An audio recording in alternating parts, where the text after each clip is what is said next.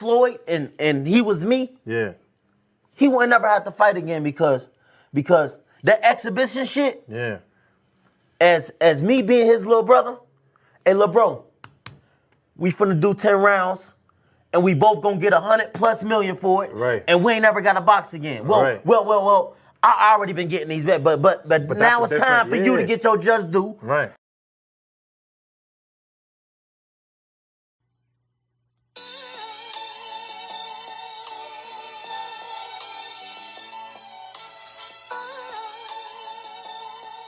Yeah, you know the deal. We back again. Yo.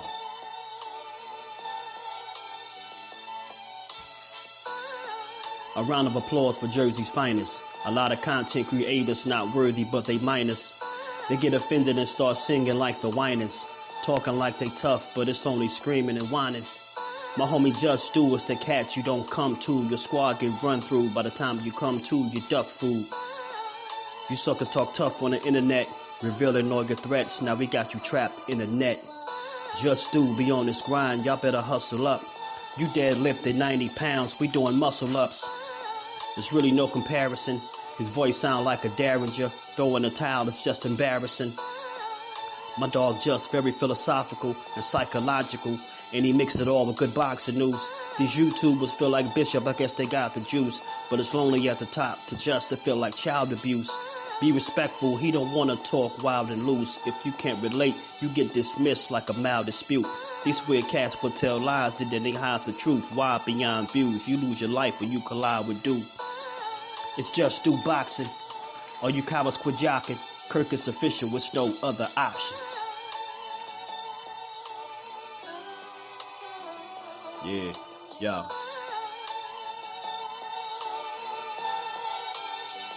You know the deal. Judah Ben, we in the spot. JusDueBoxing, yeah. And of course, shout out to Mrs. Do, holding the whole family down. Word 'em up, word 'em up.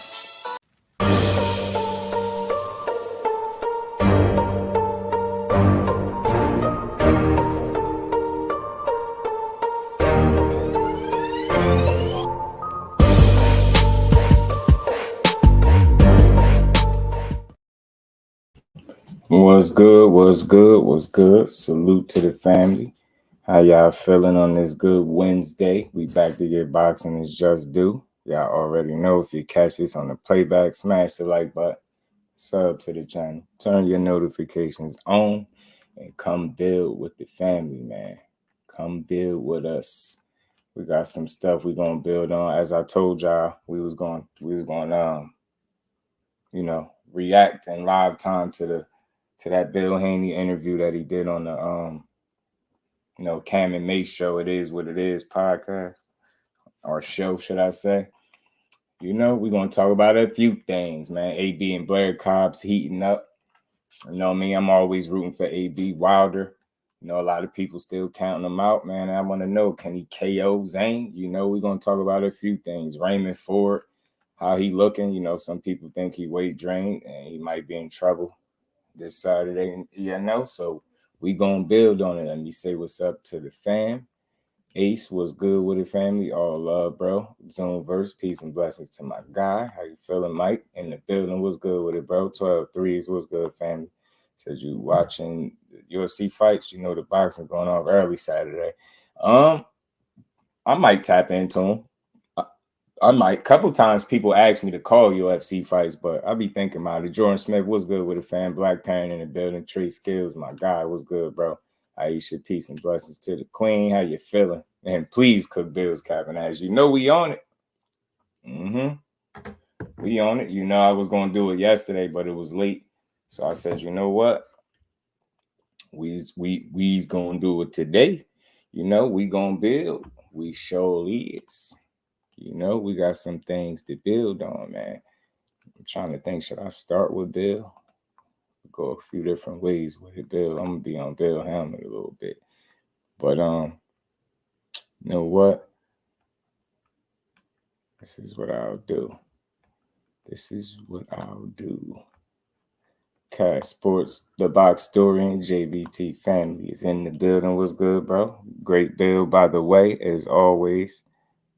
As always, man. Y'all smash the like button for me. We gonna get to it. We are gonna get to it, man.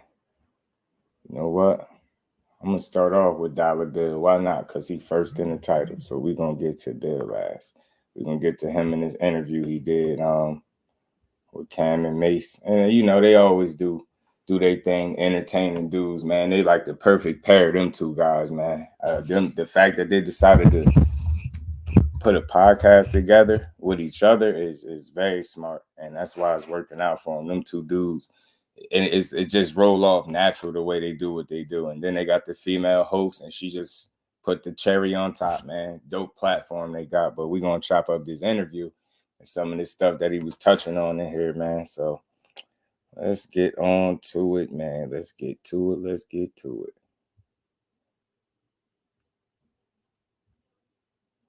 And again, shout out to it, you know, come and talk to me. It is what it is. Podcast, man. Salute to them, Cam and Mase. Salute the 40 mil bill, you know. Salute the 40 mil bill. But he was talking his talking here, and we're gonna break it down like we always do, man. Let's get to it. Picks 2. We are now joined with special guest Bill Haney. Yeah. Welcome back, baby. Yeah. What's happening, man? It is what it is. Thank you. Man. Thank you for having me. Man, that's suit custom. They can't Still get the at whole peace gist and of it. blessings You look to the good, queen. man. This at Harlem 88. Yeah, You know what I mean? Sugar J. Yeah. Special. You know what I mean? Looking good, man. Yeah. Looking So, real you know, good. listen, anytime you've been Bill robbed Haney, and cheated, you know what I'm saying? I had to park the suit Yeah. and go to Harlem and pick up the, you know what I mean? Pick up the special. Ow. Sugar J. Ow. You know what I mean? So I'm ready and active, man. Listen, let's just get to it, man. Yeah. Niggas is cheating. Ain't no doubt. What exactly happened for the boxing fans who don't know, but you know, they know, but don't know the in-depth. They don't understand. That's the word I'm looking for. They don't understand what just happened as far as the drug testing is I mean, listen, cheating is cheating. You know what I mean? That's what I said. And that's True. And that's frankly, that's cheating. what happened. Mm-hmm. He said that he had a little bit, and we know that when you're microdosing, it's a little bit is going to show as you taper off on your weight. Real quick, Bill, just for the fans. We're sitting here with Devin Haney's father, Bill Haney, and we're discussing the fight that just took place with Devin Haney and Ryan Garcia. Salute to my brother Skills from New Orleans. What's good with it, bro? He said the ass whooping is imminent. Zhang by decision. Malik has officially tamed Bomb Squad. if it's truth of a split up between Wilder and Telly, KO isn't out of the question. I'm telling you, he said he back. We're gonna get to that too. He said he back. Let's go. Guys is cheating. You know, cheating is cheating, but the thing is, they don't know if he's been microdosing or tapering down or all of this stuff. That still hasn't been proven. But I totally understand Bill Haney's stance. So let's get to it. April the 20th. Yes, April the 20th. 20th. And Ryan Garcia tested positive twice on the day before the fight, which was interview April only the 19th, 2 days old, by the way, and also tested positive on the 20th. And you know, he has all kind of narratives about that. It was stuff that doesn't even make sense. More like flying saucers. PEDs are performance enhancing drugs that help you not only cut weight, but help you cut weight and stay strong. My bro. You know, and it is what it is. Devin is a clean athlete. What we represent for our community, we represent hard work. We represent not cheating, getting to the top the old-fashioned way, earning it. And unfortunately, a great event, sold-out event. We don't know what the pay-per-view numbers are on it, but it was a sold-out event at the Barclays. But it now has a shadow, a black cloud over it, so to speak. Right. With the Ryan Garcia. Right. We were 3-3 as an amateurs. Yeah. We would have thought that he would have wanted it to be decided by his own merit, you know, by the hard work that he put in. You know, and he had some dirty pool. So let me ask you a question that when it comes to like the money, when it comes to the money that you get from boxing, when somebody is on record as cheating, does that affect the money in any way? People being paid? Of course, you know, people want to act like cheating is cheating. You know what I mean? Whether you in the neighborhood, you at school, wherever, you know what I mean? It's going to follow you, you know, so it should follow your money. Right now, everyone is trolling and they're acting like that's the thing to do. But I couldn't see any major sponsors or, you know what I mean? Anybody real, any business really following you when you're cheating. Yeah, what I'm saying is more so like when a fighter is fighting, do you get paid more if you win the fight, or is there any like no, change? You already agreed to a set amount, and also you get paid percentages on the pay-per-view, percentages on the gate. When you're that kind of fighter, when you're at that level, and that's the kind of deal structure that we have. So of course we'll be getting paid on the fight for you know the rest of Devin's life. As long as it continues to sell and continues to make money. It's a classic. So in that aspects, you know, both teams made a lot of money, but unfortunately, you don't get paid less when you got caught cheating, or you don't get paid more if you win fairly. Did he just say are you gonna make money off like what the hell? What the hell are you talking about? He make the fight sound like it was a #1 hit or something, and you know, as long as it sell, he gonna keep making money, bro. What? When the event is over, ain't no more selling. What the hell? Unless I'm uninformed, I'm willing to acknowledge I could be uninformed about something. But what the hell he talking about? What? What did y'all just do? Sell an album? Like, yeah, like royalties? Like, what's going on? Do fights do that? Like, that's the first time I ever heard of it. That's why I'm saying it. So, part of my ignorance out there, anybody, if it is a such thing of, you know, after a fight is over and done with, guys continuing to get paid from it like that, that's news to me. I didn't know that. You know what I mean? Something I have to look into. Saudi, what's good with it, family? How you feeling? Like royalties, right? Drake Noble in the building. How you feeling? Jay Allen, what's good, family?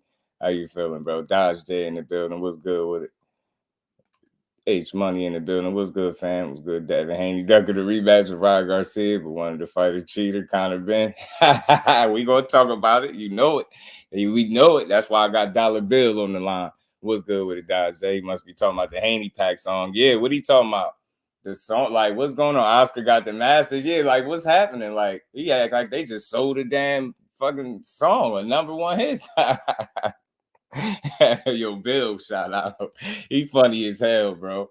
That's why I say you can't. I can't be mad at him personally because I'm at a space where I try my best to be entertained by this stuff, and I just let it be exactly what it is, entertaining. Like it is what it is. He ain't pissing me off. He a funny guy. You know what I mean? First time I heard it too, Cobbs, for real. Clean athlete blowing up 10, 15 or more pounds on fight night. You're not even at the contractual weight class anymore. Y'all PDs, extra weight, unfair advantages. They both cheated. Yeah, right. Legacy defined. What's good with it, bro? One just bent the rules, I guess, essentially, and the other one just flat out had PDs in the system. So you know how they gonna draw that up. But you know, I'm right there with you. Skills like, and not no 10, 15 pounds. He more in the 20, 25 range. Skills. He more. You gotta bump it up just a bit for him. He more in the 20, 25 range on fight night. So. You know what I mean? He be super middleweight in there. That's why I said, man, it's crazy that they making so much of a big deal about the 3 pounds. But we're going to keep getting to it. Y'all smash the like button. Let's keep cooking. Pay more if you win fairly. Those numbers are decided. But, of course, with anything cheating like this, you can have make it make sense, Trey. Gotcha. Known drug cheating. Ernie presents. They working with a known drug magically made the Chips Deluxe. My bad, y'all. Damn ads. Pardon me, y'all. Pardon the ads. They be trying to get you. Get out of here with these damn ads, bro. Presents. Bro, is they serious? They just ran the damn commercial back, bro? What was going on? If you win fairly. Those numbers are decided. Carl Brown, what but it do, of course, family? How you feeling? With anything like this, you can have a civil case. For sure. Gotcha. What's next for the team with Devin? We also got seeing that y'all fight next. Is it a rematch with Ryan? Do you want that? I got you, Ray. Me personally, I don't know if you've been watching the show. Of course. I don't fuck with Canelo. I don't fuck around. I don't fuck with niggas who cheat neither. I don't even care if it was by accident. What they say is by accident. Absolutely. Because you've been doing shit and it wasn't by accident. So all of a sudden you start eating steak sandwiches or drinking ginger root or anything like that. I don't fuck with it neither. So if you've been watching the show, you know what my stance is with that. What's next for you guys? Do you want a rematch with him or are you moving on? That's just like anything, like with in music, you know. Athletic once you done found out your catalog and niggas is cheating, you like, and they like, all right, are you gonna go record or what? You like, record? The fuck? I'm not doing shit until we get to the bottom of this shit. I agree. You know what I mean? Motherfucker talking about just sing or motherfucker talking about just fight, just get back in the ring. Don't worry about it. Nah, nah. You know what I'm saying? Right. Now look, I'm with him right there in terms of you can't. Ain't no just don't worry about it. Ain't no just get back in the ring and fight. Ain't no none of that until you get to the bottom of the situation for sure. But I do have to point out that he did say that they wanted it back and they wanted it back in blood. He was saying that. He said, "Oh yeah, we want the rematch." Remember, I played that when he was saying that. So he said he wanted the rematch. Now he's saying something a little different up here. Bruce Gas, peace to the OG. How you feeling? Yeah, for sure.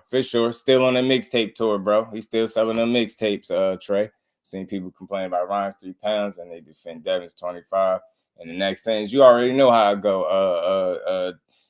Cobbs, and they what they gonna say is, well, the 3 pounds is, hey, he cheated because he didn't make the contracted weight. But when you blow up to whatever you blow up to, that's fair game. You know what I mean? Because you made the weight. That's what they gonna say. You know what I mean? No matter how far you bend in the rules, that's how they gonna try to spin it. Rich Poe, what it do, family? How you feeling, bro? Let's get to it. We done made money in the sport. We've always stood on principle. So jumping out there and just acting like it's okay, and for the next Devin to come along, you know what I mean, or the next Bill, you know what I mean, a father and son team, and just to go for anything, that's not what we're gonna represent, right? You know, so yeah, we're gonna see this thing out. Yeah, one of the major questions out there, and I gotta ask you this. John Wick, what it do? So I ain't nothing different. I just heard him say they're not doing nothing until they figure out the situation. Yeah, the other time he didn't go in depth, so I don't know what you heard, but I know what I heard. We all heard it. I played it for him. Like I said before, with him, what he do is, depending on what platform he go on or who he talk to, his answers to the same exact questions aren't always the same. So him saying, "Oh yeah, we want it back in blood," and not going, elaborating, saying, "Yo, yeah, we're gonna wait to the end of it." He didn't add that piece. He was just talking like, like a trainer or like a fighter. Yeah, we want it back. We gonna fight him. You know what I mean? So he wasn't saying all that. So I'm not making a big deal out of it, but I will highlight that he did say something different slightly. You know what I'm saying? But I did just say this is what he's supposed to do. So he ain't really saying nothing wrong, but I understand when he be having his promoter hat on, his answers be slightly different. You know what I mean? Right now, he being sensible and what he's saying makes sense. You supposed to see the situation through. You ain't supposed to just let it ride. You ain't supposed to forget about it and just fight. You get what I'm saying? I said all of that. So I'm right there with him, but I ain't going to let him off the hook when he's giving mixed match answers and shit to the same questions. You know what I mean? Carl, Adrian Molina, what it do, family? Lonnie Lee, JVT family in the building. LB, what's good? What he can't believe people are downplaying drug use. You can't downplay it. I mean, not over here. You ain't hear me downplay it. I mean, you still just, the only thing is for him to prove that he didn't intentionally do it. And as I said before, I don't know about anybody else. Yeah, you can still hold them accountable and hold them accountable for anything being in the system, regardless of how I got in there. But if in fact he's able to prove that it wasn't intentional and it was like contamination, don't tell me that that's a guy that's cheating. That's a guy that's using drugs. Like you know what I'm saying? So we still have yet to get the answer to that. But nobody's justifying the dude cheating. This is the whole reason why we had these conversations. Like I've been very consistent with that.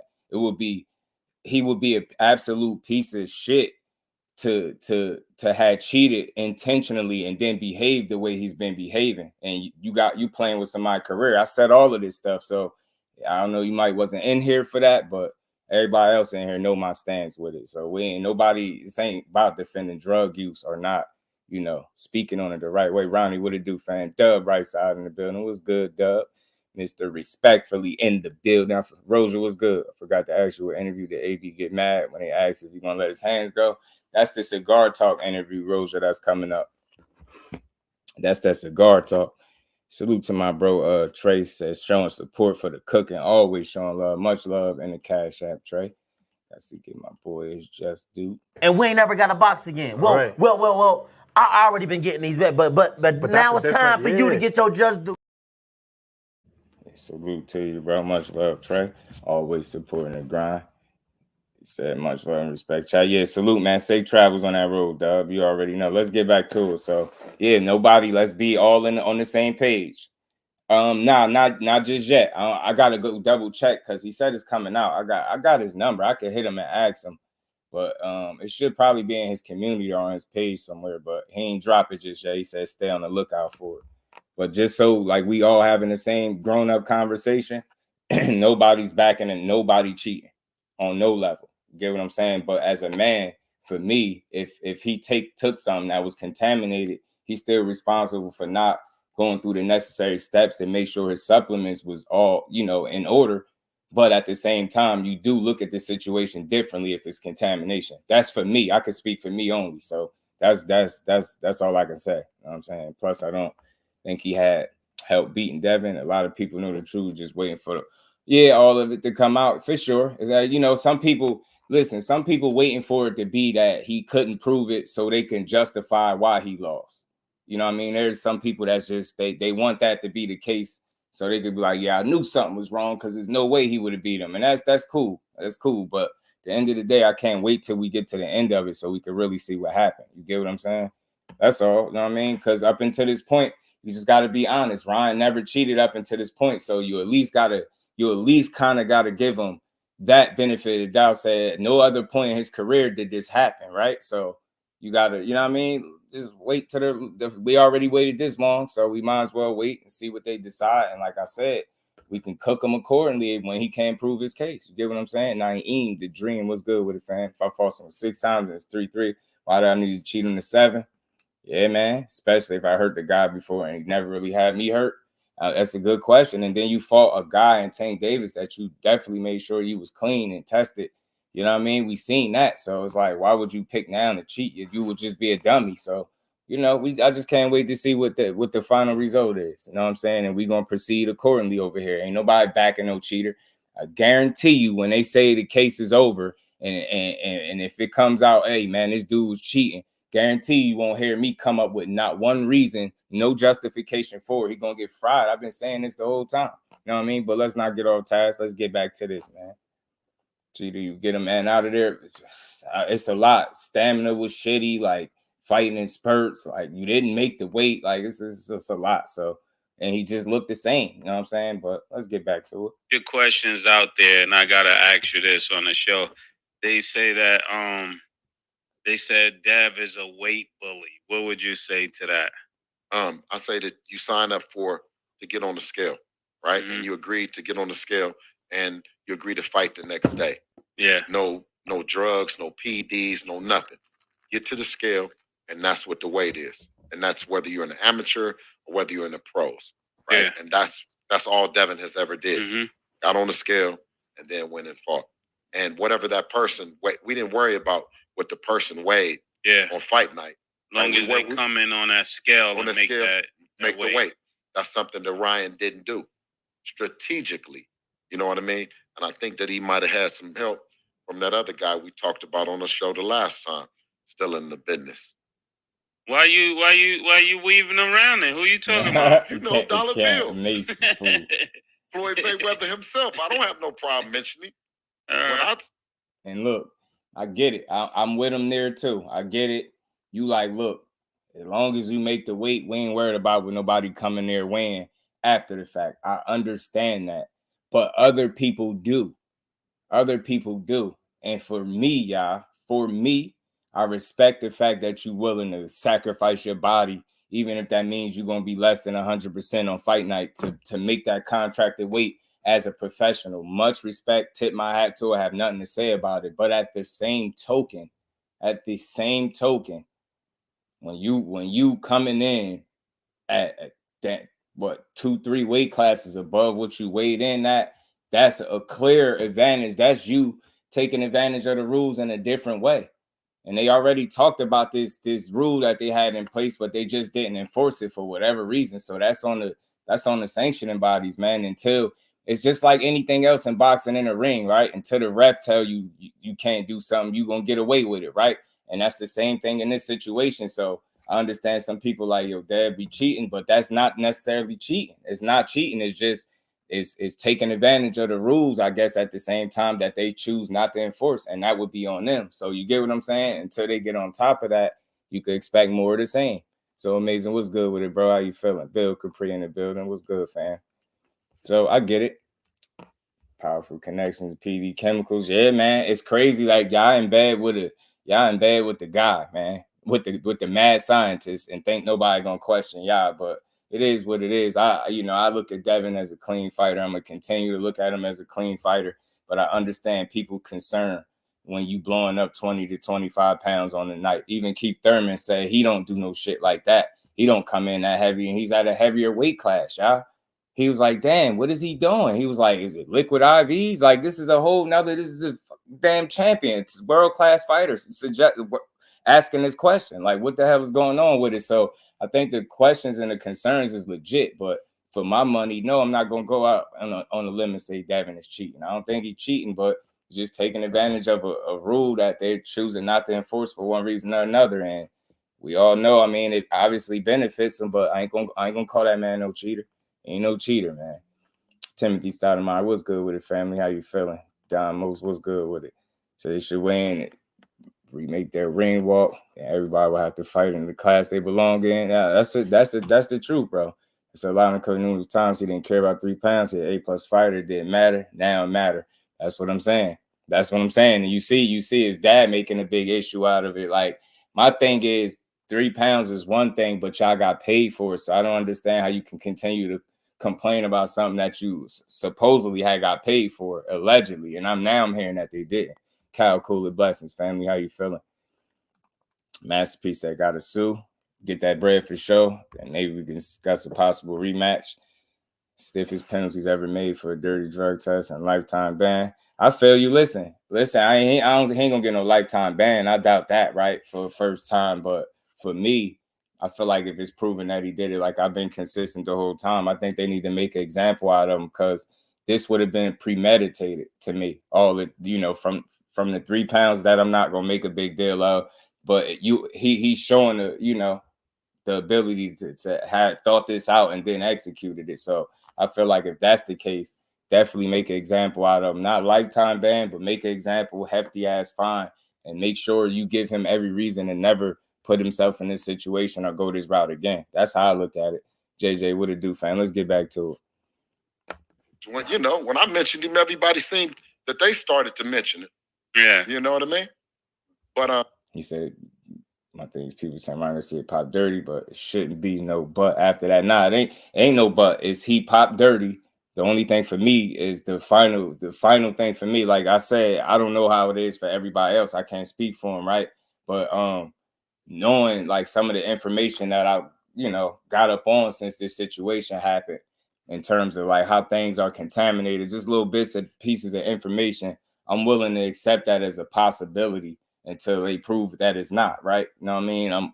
I acknowledge that this shit is in the system. It ain't no but. It's in there, but the reason I say but, you have to, you know what I mean? You still have the opportunity to prove your case, right? So, you know what I mean? It's that simple. If he can do it, then he did it, right? If he can, and they could take his supplements and say, hey, man, this came from these such and such supplements, then it makes sense. But I ain't trying to hear no setup, I just don't want to hear none of the conspiracy stuff. I just want a straight answer, and whatever they come to, that's what I'm rocking with. I ain't coming up with nothing extra for them. I'm not doing no extra homework. I'm letting them do the work. And when they make that decision and what they going to do with them based on their findings or what they figure out, I'm a rock with it. I ain't coming up with nothing extra for them, man. But let's get back to this. That situation, the powers that be with boxing, and what you said, that invitation for me to speak freely, yeah. I must speak freely for other managers and fathers and fighters. You know what I mean? Mm-hmm. That whole old guard kind of control of boxing and not letting the fighters have their own lane, have their own path. I think you see a lot of resistance. You see Tank spoke about that, that he wants to be able to control his own destiny. Devin has been controlling his own destiny with a little bit of blocking, you know what I mean, from, of course, old boy and others, you know what I mean? But we keep on working, you know what I mean? And you're right. Putting in work means coming on, it is what it is, and talking about it. You know what I'm saying? I mean, I'm not going to go overboard about it. We always break these down. My thoughts on his comment in terms of, they've been putting in the hard work, but they've been getting blocked with a little bit of blocking. I mean, look, what fight is it that he tried to get that he didn't get because of somebody, right?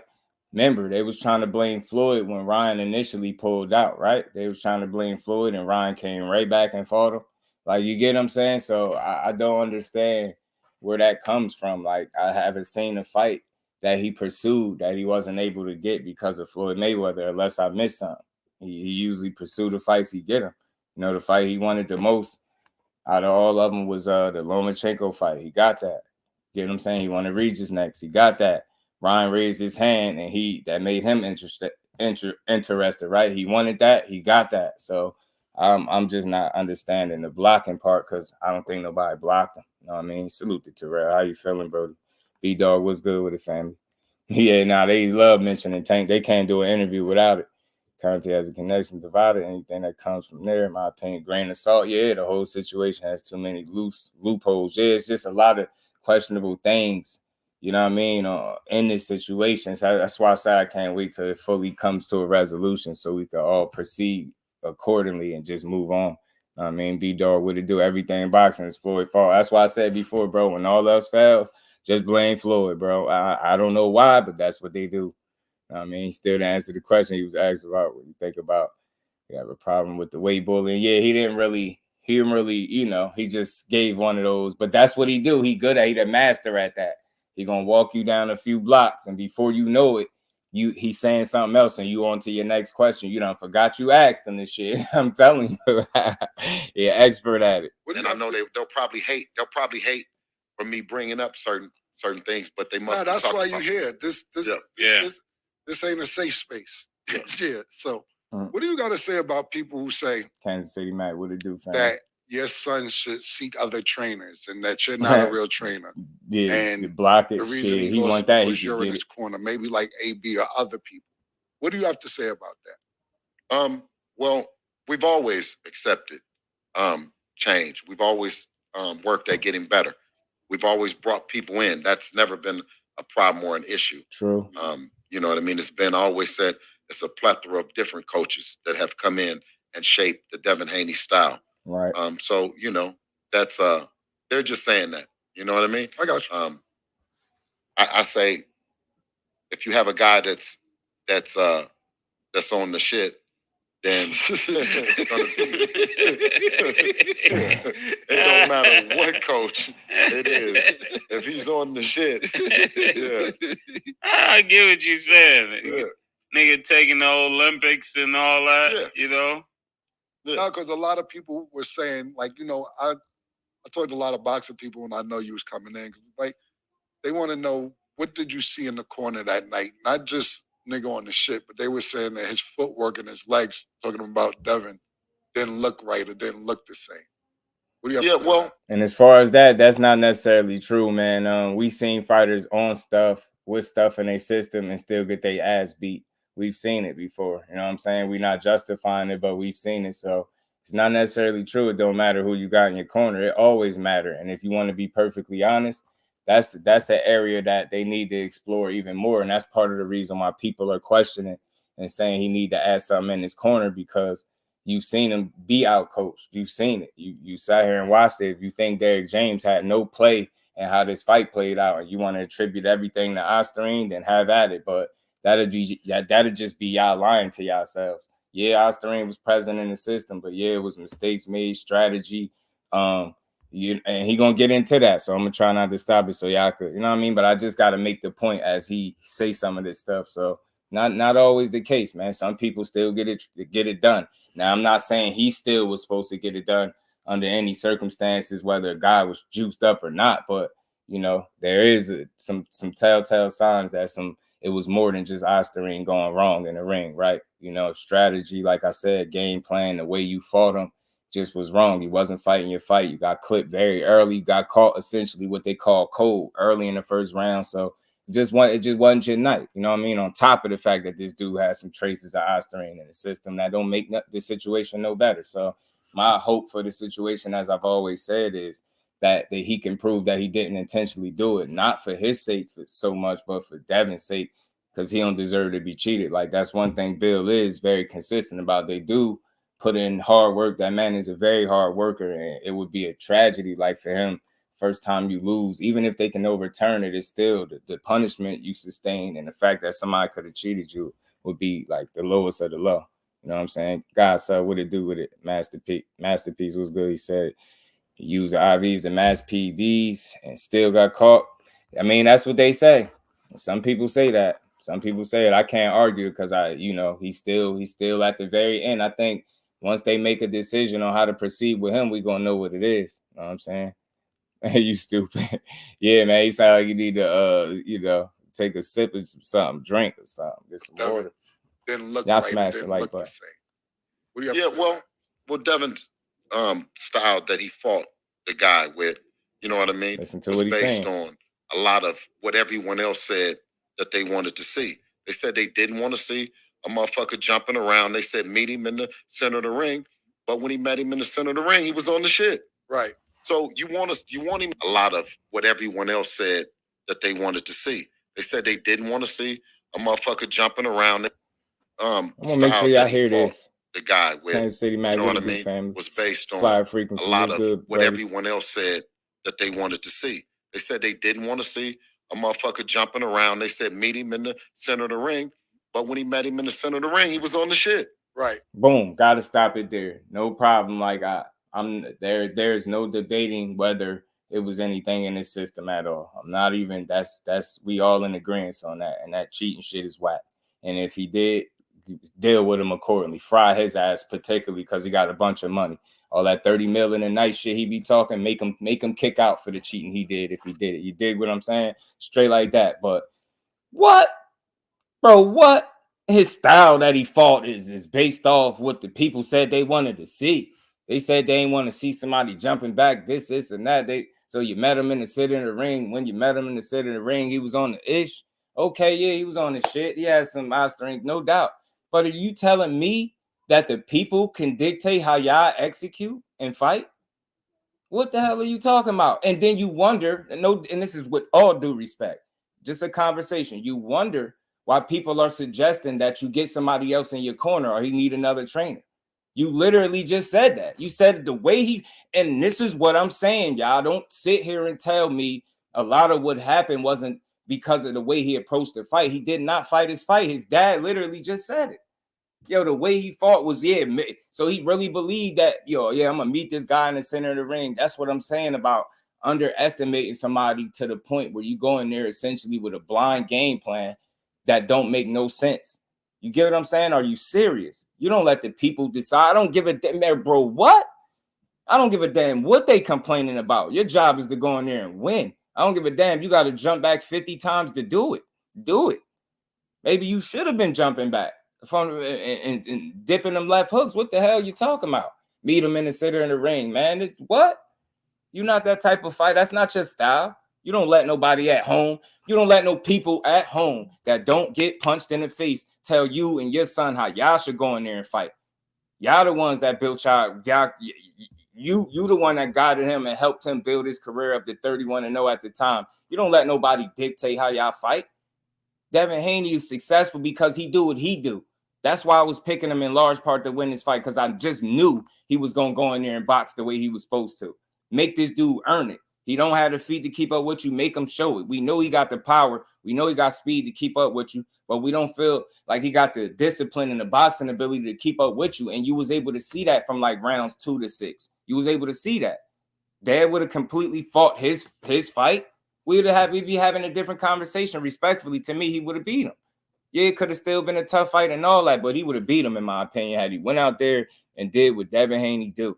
You don't let no damn fans at home, like I said, people that don't take no punches at all. They just be sitting from where I'm sitting, talking crazy. That's why I don't be having them crazy ass assessments, man. Not understand that what they doing, they performing at a high level, and this shit is difficult, and that on any given night, somebody could lose. And that's why this is why my slogan, like I said, I got to put that on the shirt. Fight your fight, bro. Fight your fight. That's my message to Shakur.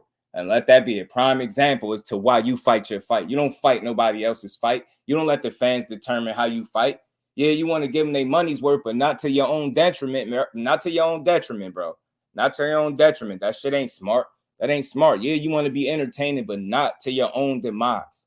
Not to your own demise, bro. Know what I mean? I ain't have a problem with the way he boxed and tamed Regis in his last fight. What are you talking about? And he did that shit being him. Now, I understand he in there with two different fighters, but what I'm saying is I was highly entertained in the fight watching Devin Haney do exactly what he do at a high level. Box and move and make it hard for you to hit him. This is what he did. That's what you're supposed to do to Ryan. More so to Ryan because he got firepower and the speed to make you pay if you make a mistake or fight the wrong fight. Get what I'm saying? He couldn't handle it. It was a big disadvantage there. Let's talk fashion, my guy. Remo JBT family in the building. What's good with it, bro? We kill it. And Mase press bill. They asked good questions. Bole, what's good with it, Brody? How you feeling? He said the people, right? You let what's good with the legacy? You let the people decide, bro, how you fought? Hell nah. Since when, bro? That's not what got y'all to the undisputed champion. That's not what got y'all to 31-0. That's not what got y'all pitching a flawless victory in your fight before this. It's you and him doing what you and him do, which is win and fight your fight. That's all I'm saying. And that's constructive criticism. There ain't no slight. There ain't no this, that, bro. Fighting your fight, you would beat this dude. I'm telling you that. I truly believe that. But now after seeing this, now you dealing with your confidence might be shaking. Like, you know what I mean? It could be a lot going on. Like, so I said the last thing he deserved in this situation, win, lose, or draw, fighting the wrong fight or not, he damn sure ain't deserved to be cheated. Yeah, he signed up to fight this guy. Yeah, he agreed. You know, and they renegotiated and came to a conclusion over the 3 pounds for sure. But he never signed on a contract with the understanding that somebody was going to be on PEDs. And that's where I always level with him. Always. Ashley's Corner. What it do, cuzzo? How you feeling? Good to see you as always. Man, y'all smash the like button. John BX in the building. What's good? Yeah, nah. Talk about you don't know the pay-per-view numbers more than a month later, but it's sold out. Yeah, that's crazy. That's crazy that they ain't at least tell him. And I ain't saying he got to tell us, but damn, the fact that you don't know him to a sold out event, you think they would know him. You know what I'm saying? But salute to him. All I'm saying is, Devin and Bill, man, yeah, despite what people say, they could be annoyed by you. That's your job. If you pissing people off and having them talking about you, then that's what you doing your job and you being good at it. If you want to sell your son as the best fighter in the world, you continue to do that, but you continue to put in the necessary work that's going to make the work he putting in line up with the things that you're saying. That's all. You know what I mean? And I'm rocking with y'all win, lose, or draw. I'm just saying I said this before and I was very consistent about it. Nobody is going to convince me that he went in there and fought his fight. His dad literally just said the style he fought. And I'm going to run it back one more time. Is based on what the people wanted, like what they said they wanted. You want him to do that. You some people, and I know you was coming. Man, check this out, man. This is the last time I'm running this back. Y'all smash that like button, man. Not just nigga on the shit, but they were saying that his footwork and his legs, talking about Devin, didn't look right or didn't look the same. Old ancient trick. Well, Devin's style that he fought the guy with, you know what I mean, was based on a lot of what everyone else said that they wanted to see. They said they didn't want to see a motherfucker jumping around. They said meet him in the center of the ring, but when he met him in the center of the ring, he was on the shit. Right.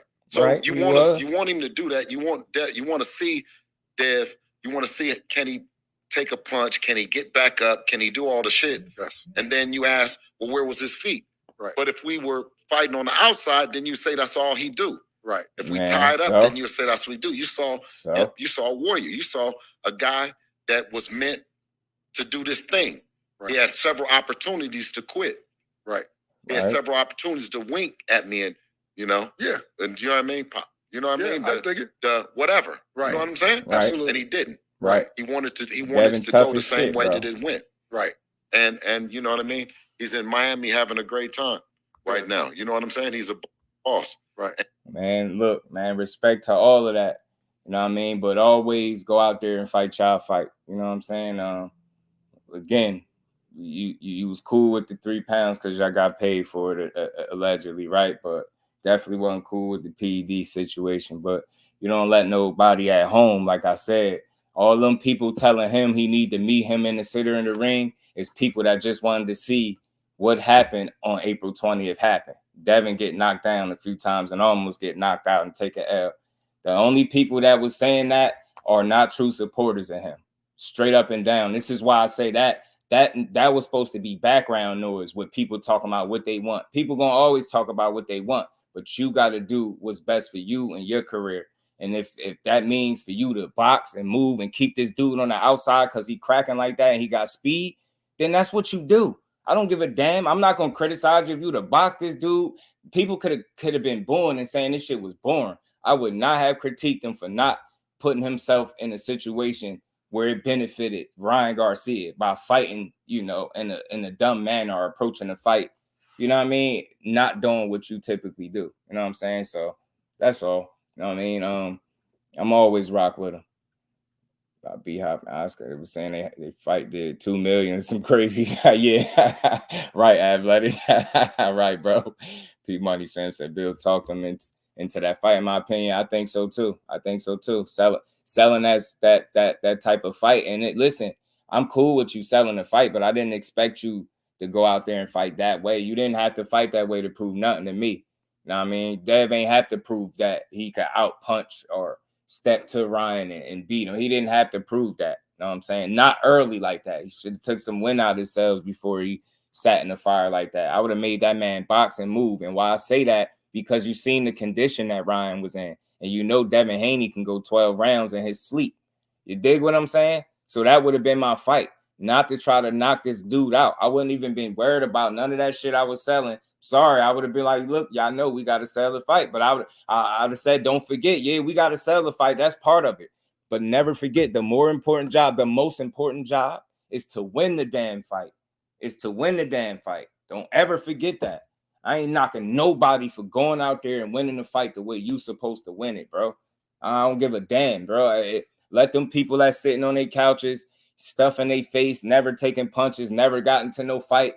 Let them keep sitting there telling you, yeah, you supposed to need them in the sit in the ring. Yeah, don't jump back, don't move. They basically telling you to handicap yourself and fight this guy. That's the shit you're supposed to ignore. I'm ignoring that. I don't want to hear none of that. I don't give a damn if I go out there and I 12 zip him or I beat him up and y'all ain't the most entertained, but I won. I live to fight another day. Yeah, you continue to always want to try to entertain the fans, but you don't want to do it to your own detriment, because those same fans that you're trying to entertain, and in this particular case, with the ones talking about meet them in the center of the ring, those are the people that probably didn't even buy the damn fight and was just hoping for you to lose. I ain't listening to them, no hater. Remember, man, you block that shit out. That shit's supposed to be background noise. I'm not listening to nothing. No hating ass dude that don't really support my son is talking about how I should go out there and do stuff. Nobody with half a brain would have said, yeah, from round one, you're supposed to step right to him and take the fight to him. Not in that fight, bro. Not that fight. So let them goofy ass people from the sideline keep talking about what they want. And you, most importantly, you stick to what made you a damn undisputed champion. What got you the 31-0 is doing exactly what you do. That's going out there and boxing and showing that you the smarter guy out there. You know what I'm saying? Better conditioned athlete. That's what you do, bro. And I don't have a problem with it. As a supporter of yours, I don't have a problem with it, because I know that's what, when you at your absolute best, is when you boxing, moving, making a guy have to earn it, bro. Not sitting there trying to prove that you can go blow for blow. This was a stupid time to do this. This wasn't no smaller guy. This ain't no Jojo Diaz. It's not no Lomachenko. Say none of them other little guys. This was a big guy. This is a guy you were supposed to slow him down first. Take some air about his tires, man. You get what I'm saying? Flatten them tires a little bit, then go at him. The moments where he gassing and he got to recuperate, that's when you put the pressure on him. But when he coming forward, man, make him earn it. Box, move, and show him that you better than him in every department. That's what you do, bro. That's what you do. K. Causey, what it do, bro? How you feeling? Sherman Clump. Man. Bombs and pussies, man. These dudes is real, man. They say who made the most money. Devin, not Floyd. Right. That's my all-time favorite movie. Duck. Devin had 6 fights against Ryan. Couldn't figure out how to duck that left hook. Yeah, man. Tank had one fight and knew exactly what to do. I mean, this ring IQ. Tank is a very smart guy. And again, he know how to control that lead hand. So he was far more prepared for the left hand from the onstart. You know what I'm saying? And let's get back to as far as that goes, I support whoever he brings in or whatever he does. You know, in terms of that, this is his career. Right. You know what I mean? And I'm here to support it. That's what's up. Let me ask you a question now. This one goes along with that. Like, as a dad as well as a boxing coach, at what point would you have said, I'm gonna throw the towel in or say no more? If he went down one more time. So 4 times. I'm saying it was right there. Yeah. You know what I mean? Mm-hmm. I'm looking at him and I'm saying this. Now, I can say that. Yeah. You know what I mean? Okay, if he went down, right? Unless if it happened, he looked over at me. But each time it was something that he gave me that let me know, okay, you know what I'm saying? Right? Is for me. And then we did kind of want to know that because I did want to know what would prompt him to throw in the towel. And I get what he's saying. He said, did he get demoted? I don't think he did. I don't think so. But I hear what he's saying. But you got to make that decision. Sometimes, you know, he's a fighter, like you said. He's going to fight to the end. He ain't got no quit in him, and you know that. So all I'm saying is just going off of what he say, he know his son ain't got no quit in him. That look, that little wink that you said he ain't do, he wasn't going to do that. He already said before the fight, man, I know I won't quit. You get what I'm saying? And that he stayed true on that. He did not. So all I'm saying, if you know your son, you know what I mean, better than anybody else, I think I get what you're saying, but I think ultimately the decision is still up to you to save him from himself. Like you from the outside looking in, you can see what he can't see. That's what you're supposed to be, his eyes. You know what I mean? You're supposed to see what he ain't seeing. So I'm not saying you should have did this or should have did that, but I'm just saying ultimately I think that decision is up to you. Like I said, if you know your son ain't no quitter, which he ain't got no quit in him, he wasn't going to look at you and wink and try to find a way up out of this fight. You know what I mean? It was too much pride and emotion into this. He wasn't quitting. He had no quit in him. At no point in the fight did he look like he wanted to quit to me. He just looked like he was hurt bad, of course, throughout, through taking them knockdowns, but he at no point did I think he was going to quit. I didn't see that. You know what I mean? So all I'm saying is the man ain't got no quit in him. And those are the type of fighters sometimes respectfully that you have to save from themselves. And all I'm saying is if you see a guy hurt from round 1, I don't think I need to see him. If I feel like he didn't recover, I don't need to see him take 3 more knockdowns or 4 knockdowns before I say he ain't good. You get what I'm saying? Them 3 was brutal. The first one was bad. The last one was bad. They all was tough. Second one wasn't the worst. The third one, first and third one was the worst ones. R. Stokes was good with it, family. Yeah, that 5 versus 5 is going to be great, bro. Been throwing the towel, watching them get. Yeah, I think he too much pride on Bill's behalf. 704 Joe was good with it. Yeah, man, what's good with it, Brody? How you feeling? Yeah, he said he couldn't quit just. He made it to the final bell. It was mad being due for the winner. You feel me? Yeah, man. That moral victory, making it to that finish line. Like I said, Dev just didn't want to quit, and I respect the hell out of him for it. And credit to him, bro. Tough as hell, but again, that's still a sticky situation. Like you don't always want to leave it up to the fighter because they're going. Like you done seen fighters with their eyes closed and bloodied up, still saying like just having no quit in them. Like when they had their mind made up that they're not quitting, sometimes those are the guys that you might want to save from themselves to avoid further punishment. You know what I mean? And it's only a fight. You live to fight another day. So yeah, I'm gonna always respect the hell out of them for not quitting, but just know that's a dangerous situation. And I can understand how tough of a decision it is as a father, coach, and all that stuff too.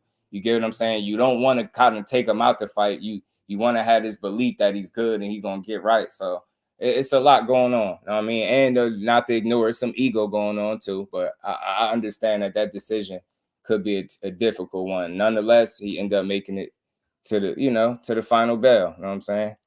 Made it to the final bell, and he lived to fight another day. But the ref had to say, "Rugas, yeah, you get what I'm saying, Carl? Because he would have kept fighting, bro. Eye closed and all that, risking being blind in one eye and all that. He was gonna keep going. You get what I'm trying to say? Look at Gabriel Rosado, bro. You seen him when he fought? I think it was Triple G. His face was a bloody mess. This dude was begging to fight, and they eventually had to save him from himself. Like sometimes that's just the case, man, because you just don't want to see somebody take unnecessary punishment, right, to try to win the fight. But look, even with all the knockdowns, I mean, it still ended up being a split decision. It was a close ass fight. So again, credit to Dad, man. He fought well enough to this fight wasn't a blowout, but the damage that he sustained, like the scorecards really don't tell the full story of the damage that was sustained during the fight, especially with those knockdowns, catching those hooks and a lot of those right hands that ended up swelling the left side of his face up. And left hooks was screaming CT. I'm telling you, bro, all they had CT written all over them. Don, what it do, family? How you feeling? It was tough, man. Could have got killed strength too. Yeah, that's what I'm saying, man. He's tough as hell, Terrell. Salute to him, man. But that's tough, man. That, you want to be mindful of that in the future. But let's get back to this. I know that Devin and Ryan made a bet, $500,000 a pound for every pound he came in overweight. Did he pay? Then they got in the back and started talking about not 5. They went down to 2. I mean, it wasn't a whole lot of time, so it was like 200,000 a pound. Right. You know what I mean? And then technique was. I said okay to 2, and then I said okay with 2 points on the deal. Right. So that was 2 extra points, percentage points. So it's 600,000 plus 2 points. Gotcha. So, but did he end up paying? Yeah. Yes, sir. Let me ask you this. Well, look, he said he paid, but like I said, I had that tweet from Dev that said he been calling Oscar for weeks and he ain't answer. He said he called him about his money. So I don't know what money he talking about. I don't know. Oscar must owe money, or was he talking about from this situation? I don't know, because I did end up hearing that money, in fact, wasn't paid, but I don't know. Had PDs written all over him there. You can't deny it. It was in there.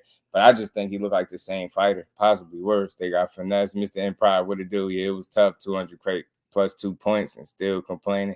Yeah, 2 points. I don't know. I can't work it out. But whatever he say, I mean. But we're gonna get back on this fight now. We're looking back in hindsight.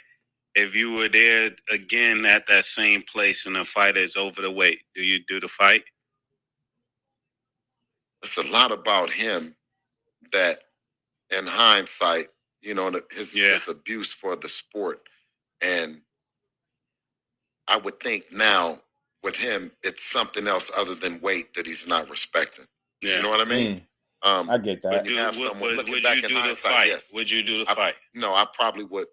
I probably wouldn't. Yeah. You know what I mean? I probably wouldn't have went through with it at the 3 pounds. Yeah. Knowing that he was on the shit. You know what I mean?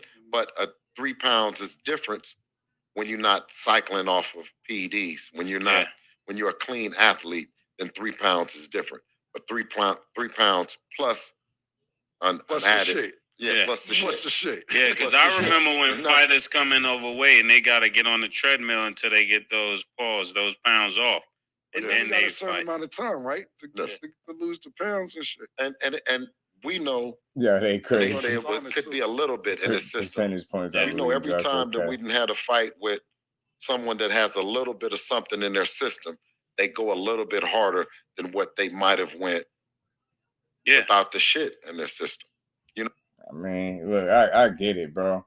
I ain't making no arguments about that stuff, but it still makes the question he answering difficult. Like, would you fight again if a guy was 3 pounds overweight? You saying no, but you like, yeah, especially knowing if he on the shit. You don't know that, right? So you just saying, like, I still want to know, which my answer, I think he's saying is no. At the end of the day, and again, the corner man, remember the corner man spoke on it, and he said it too. All money and good money. Sometimes you can't worry about that money. He was like looking at it like you shouldn't even took that money. You shouldn't have fought him. So it sounded like a no. You know what I'm saying? It sounded like y'all would revisit that and seeing how it played out.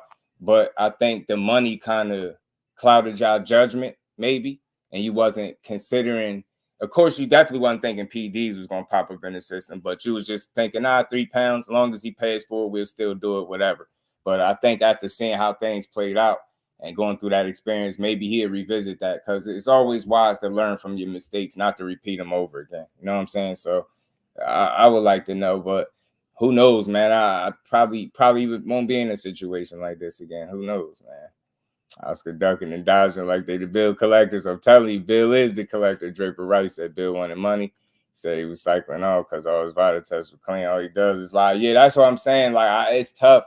Like, if he was cycling off, some people say he was using masking agents for the clean test, and then he wasn't for the negative. It's just too much speculation. I don't know none of that stuff, but I do know it was in there, and I do know we at the tail end of it. And regardless of what, he still should get suspended, whether it was intentional or not. He got to get held accountable, but his intent should decide the length of the suspension and the fine, in my opinion. You know what I'm saying? Because if you was just being like careless and not doing your due diligence, yeah, you still get, because that's on you. So they got to hold you accountable. But again, for me as a man, intent matters. If you didn't knowingly do something and you can prove that, I'm cool. I'm understanding of that. I'm still not cool with you not doing your due diligence, but I'm understanding that, you know what I mean, you effed up. You know what I mean? B. Hayes was good with him catching vampire in Brooklyn flashbacks. Bill's crooked. I think Bill's solid, bro. I just think, I think he wear many different hats. And I think, him as a promoter, him as a manager, even as a father, you're always learning, right? And I'm not giving him no out. I just think he in a sport where it's difficult to navigate. But if you really look at this grand scheme of things and what they've been able to accomplish, they've been highly successful financially and through success in terms of in the actual sport and accomplishments as well. So they've done very well for themselves as a dynamic duo. You know what I mean? But sometimes you take a loss. That's why I said don't get rid of Bill, but you could always add an extra set of eyes that could help. That just won't hurt. You know what I mean? Road to redemption. What's good with it? I was beating the streets for free. Then take the L and the money and do it again. Yeah, I would just hope that he can prove his innocence, though, or prove that he didn't intentionally do this shit. I mean, when they asked him how his youngest knew, I wonder, man. They probably didn't catch that. They probably didn't catch that, Ms. Joelle. That's a great question, because I would love to know. Nobody spoke on that. I would love to know. I would love for somebody to ask that question. How did his son know? You know what I mean? He said he prayed. I wonder, did he tell them that he prayed also, and he told them that he was gonna pop for the PDs? That's a great question, bro.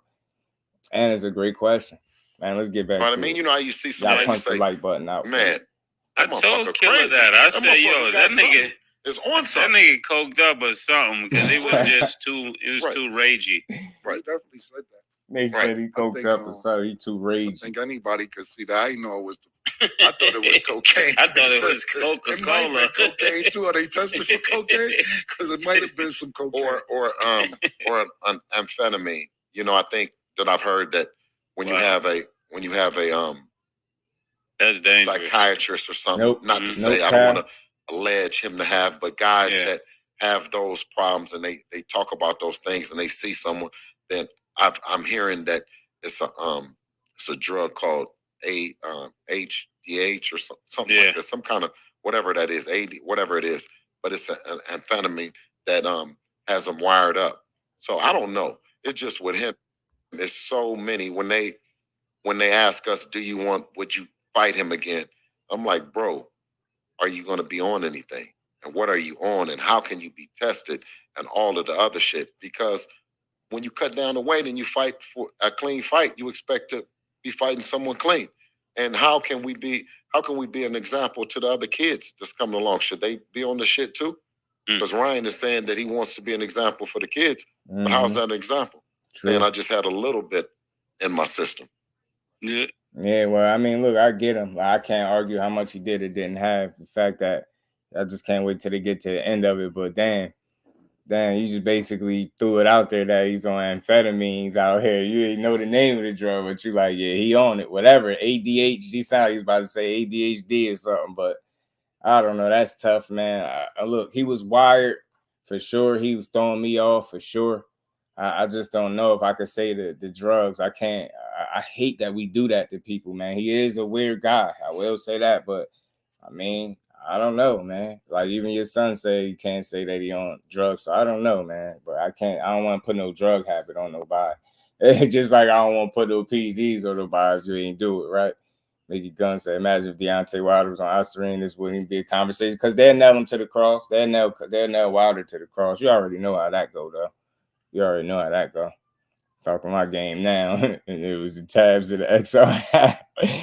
He said you cannot unsee that ass whooping. Yeah, for sure. Y'all punched the like button. Let's get back to it. And another question: do you think this did this mess up the fight with Gervonta in any way? You think? I don't listen. Good question. I don't know. You know what I'm saying? Right now, I don't know. I know he has a fight with Frank Martin. Yeah, you know what I mean. So I wish them well in their fight, and we'll see. Why don't you think? I don't think that should have nothing to do with y'all, though. And I know it's blood. It don't. It really don't. But why don't you think more boxing matches have the Olympic style testing as opposed to the testing that you guys are doing now? You know what? I think that's what should happen, and I think that what we agreed on was testing with Vada. But moving forward, I believe that every fight that Devin has with whoever that he fights, it should be Olympic style testing. Absolutely. Are you still beefing? Because I still see him online trying to get at you. It should be Olympic with Ryan style Garcia's father.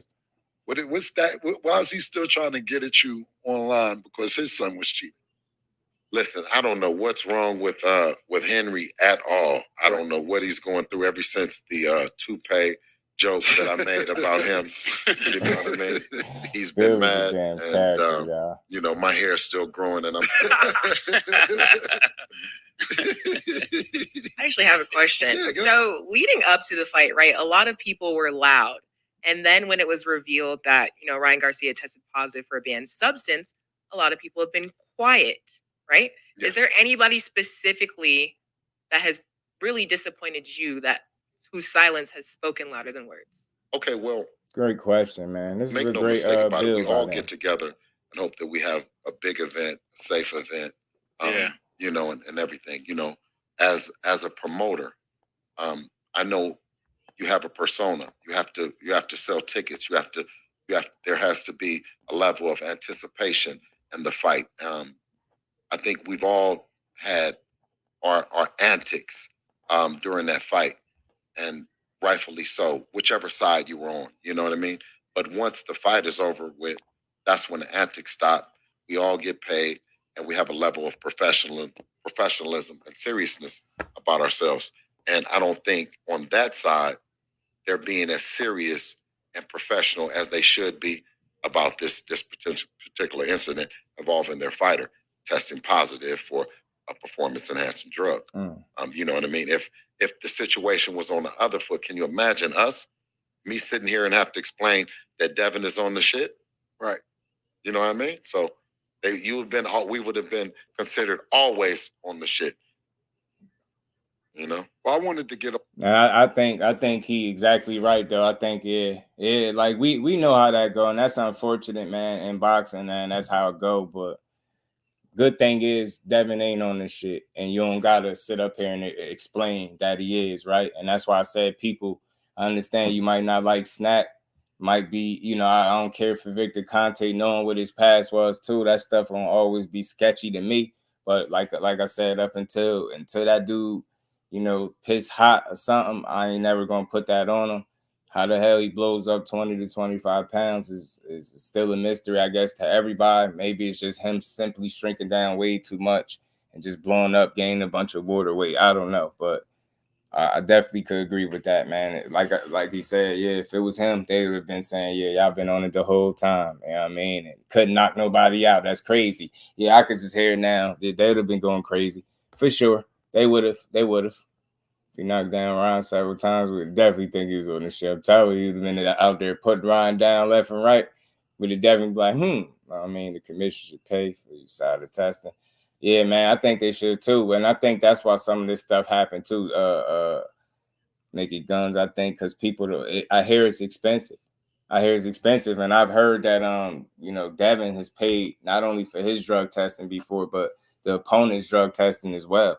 like everybody is not financially, I guess, able to pay for that drug test. And I hear that shit is expensive. So, I mean, salute to him as well for that. Not only being a clean athlete, but being willing to come out of your pocket to ensure that your opponent can be a clean athlete as well. I could rock with that.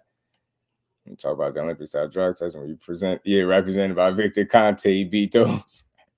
Man, he got the guy, man. But see, that's the stuff that it's like they up on boxing, but it's probably some things that they don't know. So like the son saying he just knew he was gonna pop, like, he prayed and Allah told him, like, they probably didn't know that part. They probably not familiar with the Victor Conte angle and his situation and all that. Ain't not taking no fight if you don't snag. Oh man. The commissioner could use that 3%. Yeah, that they get from people to do stuff like that. Right, B. Hayes? Absolutely, bro. If I remember correctly, testing like 20K, Conti's words. Yeah, that shit expensive. Cal's crazy. And you would just think everybody, knowing how I know now, these fighters, everybody not getting that. Look what Frank Martin told you he made for his pro debut. Know what I mean? Like that shit, think about it. He wouldn't have been able to afford it. You know what I mean? His overall, what he made for the fight. You know what I mean? Even with paying people, if he had to pay nobody, he wouldn't been able to afford it. You dig what I'm saying? So it's crazy. It's just all about educating yourself on this shit, man, and understanding what be going on behind closed doors. This shit gets spooky, man. It gets spooky. Guessing Haney doesn't have to pay full price for testing since he connected. He probably got that discount, that family discount, that brother discount. Let's get back to it though. This is toward the end. All those questions out the way so we get to this. What's up with you and Floyd? Now, I seen him on the live. Yeah. After the fight. And I seen him on live. Well, not live. I seen a picture of Floyd on FaceTime. Yeah, them Mickey guns, but not everybody else. Holding up the so number I'm with 3. you. Yeah, they can afford it. After we found out he comes in 3 pounds overweight. Yes. He's on FaceTime with him directly after the fight. Yes. Holding up the number 3. Ryan admits that Floyd told him to come in 3 pounds overweight. Now, I know leading up to the fight, he let the footage loose with Tank and your son when your son was younger. Mm-hmm. What is going on with you two, and why did it get to this point to where y'all are like this with each other? Now, I understand how you felt about him letting the sparring footage loose before the fight, but what made him even want to let the sparring footage loose? Could you give us a storyline or a timeline to what's really going on? Yeah, what is really going on? How did we get here? That's a good question. I think I spoke. He was looking for me. Floyd was looking for me. Okay. He went on various pages. I said, "What is it? Who is this page that he's on?" And he's saying, Bill, where's Bill? Come on, right? Right. And for him, we're in Vegas. You know what I mean? We've been in Vegas for a long time. Right. For him, he felt that would have been the worst time in the world for me. Right. So he wanted to call me out in front of the people and then say, okay. And I'm saying, this is not the worst time for me. For one, my son is the best son in the world for me. You know what I mean? Listen, all my kids, I have the best kids in the world. Right. You never hear nothing, no secrets, no family secrets, no them complaining, no in the media, no nothing. I have for real, the best kids in the world. And I hope they think that I'm the best dad because I really try to be. But dude wanted to show up and clown me in front of the world. Right now, this is now the best opportunity to talk to this lame because he's the most lame nigga in the world. In the world. But everybody be scared to say something to him. You know what I mean? And I've been in the town, so I'm like, what are you looking for me for? You know what I mean? And what are you clowning for? He's like, oh, you needed me last night. You know what I'm saying? We're referring to the live. Yeah, I'm referring to the live. So he said that I needed him last night, right? And I said, well, your kid needed me the other night or needed you the other night. And he didn't have you. Right. He had a guy like me, like Mr. Haney, to say, hey, that's one of the Mayweather kids right there. Leave him alone. You don't let that go. And I would hope that he would have did the same with me, because that's the kind of that's the way that I grew up. You know what I mean? You don't come and rag on somebody's kid and do that to somebody. You know what I mean? We doing the best that we can as a family to do to live legitimate and do the right thing. You know what I mean? So you know, I think that we had, you know, that thing, and it was an opportunity for a real man to speak across for him. I don't know why he thought, because he never talked to me like that ever before, you know?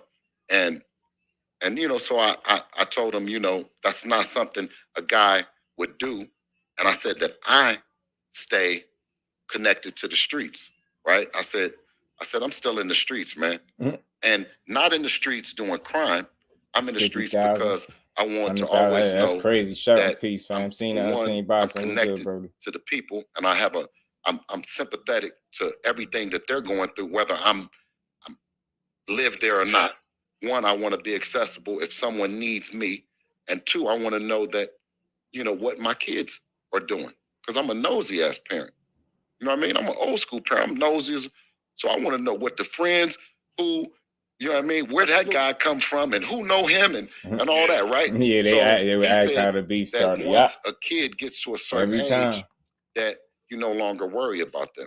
I'm like, I told him, I said, why would you worry about chicks and shit and other shit that doesn't make sense? And he thought that I was being jealous because I was saying something about the girls. I said, my guy, you've never called me about a girl. I've never called you about a girl. A girl never came and told me what a wonderful time she had with you. I've never experienced. Not a chick, not one time told me she had a wonderful time. So I didn't know where he was. He made it insinuate like I was pocket checking or I was tripping about something that he might be buying for the girls. I was just saying that when you have publicly displayed this kind of persona that you're like that, I said did you forget about the kids part? Because I mean, I do them both, but he didn't. They tried to ask again, but he kept talking.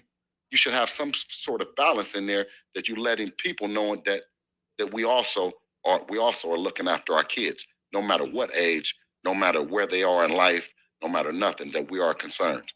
Sorry, that reason. Bill talking in circles again. Yeah, I very well explained about the live. For sure. But I just seen a post from you 2-3 days ago on your page, _Bill Haney, that is, for people who want to know what your Instagram handle is, where you like, yeah, Floyd, the second test came out. Where you at?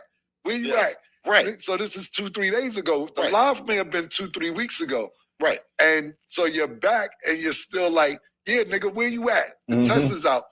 Right. Are you keeping this going on, or are you really trolling, or you like really want to know what's happening? The test came out. What's happening? Is it just Instagram, or do you really?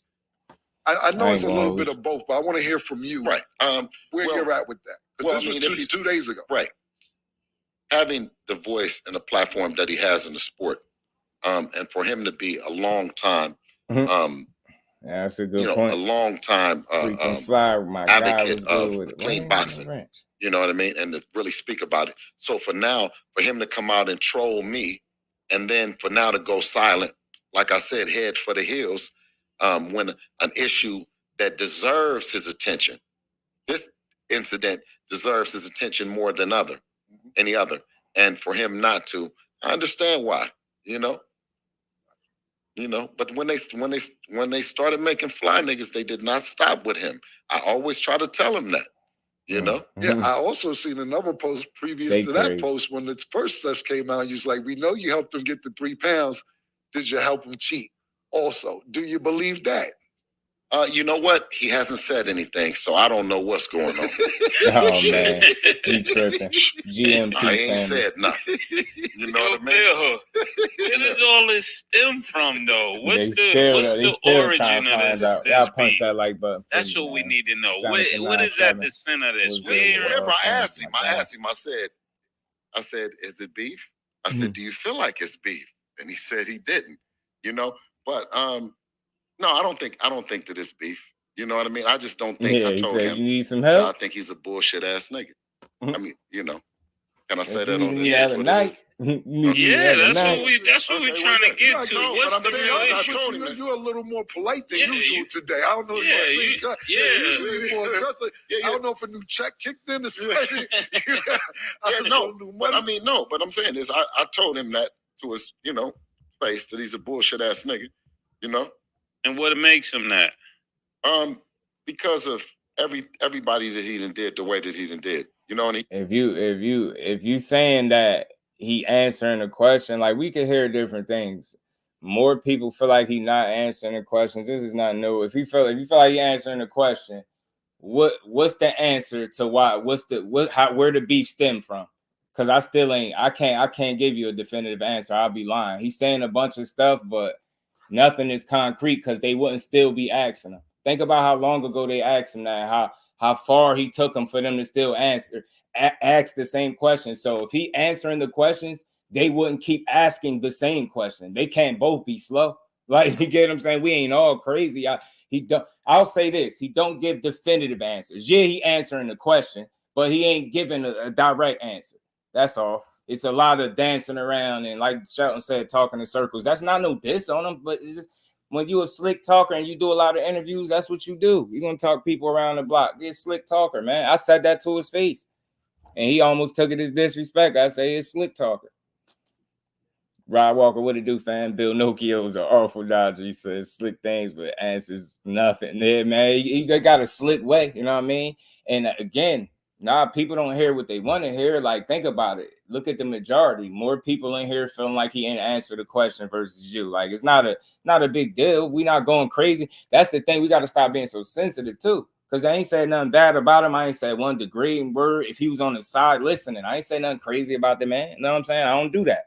But I can say when he talking in circles because I hear it. Like, they think about it. They had to ask this question like 3 different times. You know what I'm saying? Like, it ain't just us. Like, so again, if it's just us, then they wouldn't keep asking. That's all I'm saying. But let's keep going, man. Y'all smash the like button. Let's keep rocking.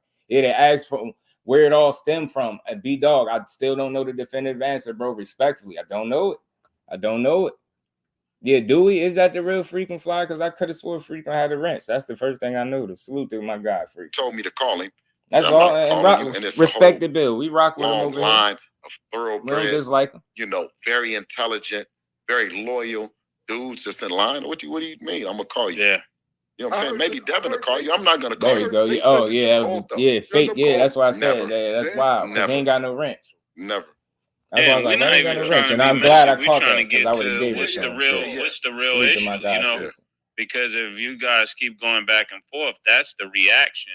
But it's something at the core that make that happen. Like me, I'm used to that, right? Niggas hate on me if it's back in the days, it's over some girls. It ain't over nothing else because I don't know niggas like that. You know what I'm saying? So if a nigga got a problem with me is over girls or I made more money than them. That's freaky. There's nothing else we can have a problem with because we don't cross paths like that. So when y'all situation, what's at the root of the problem?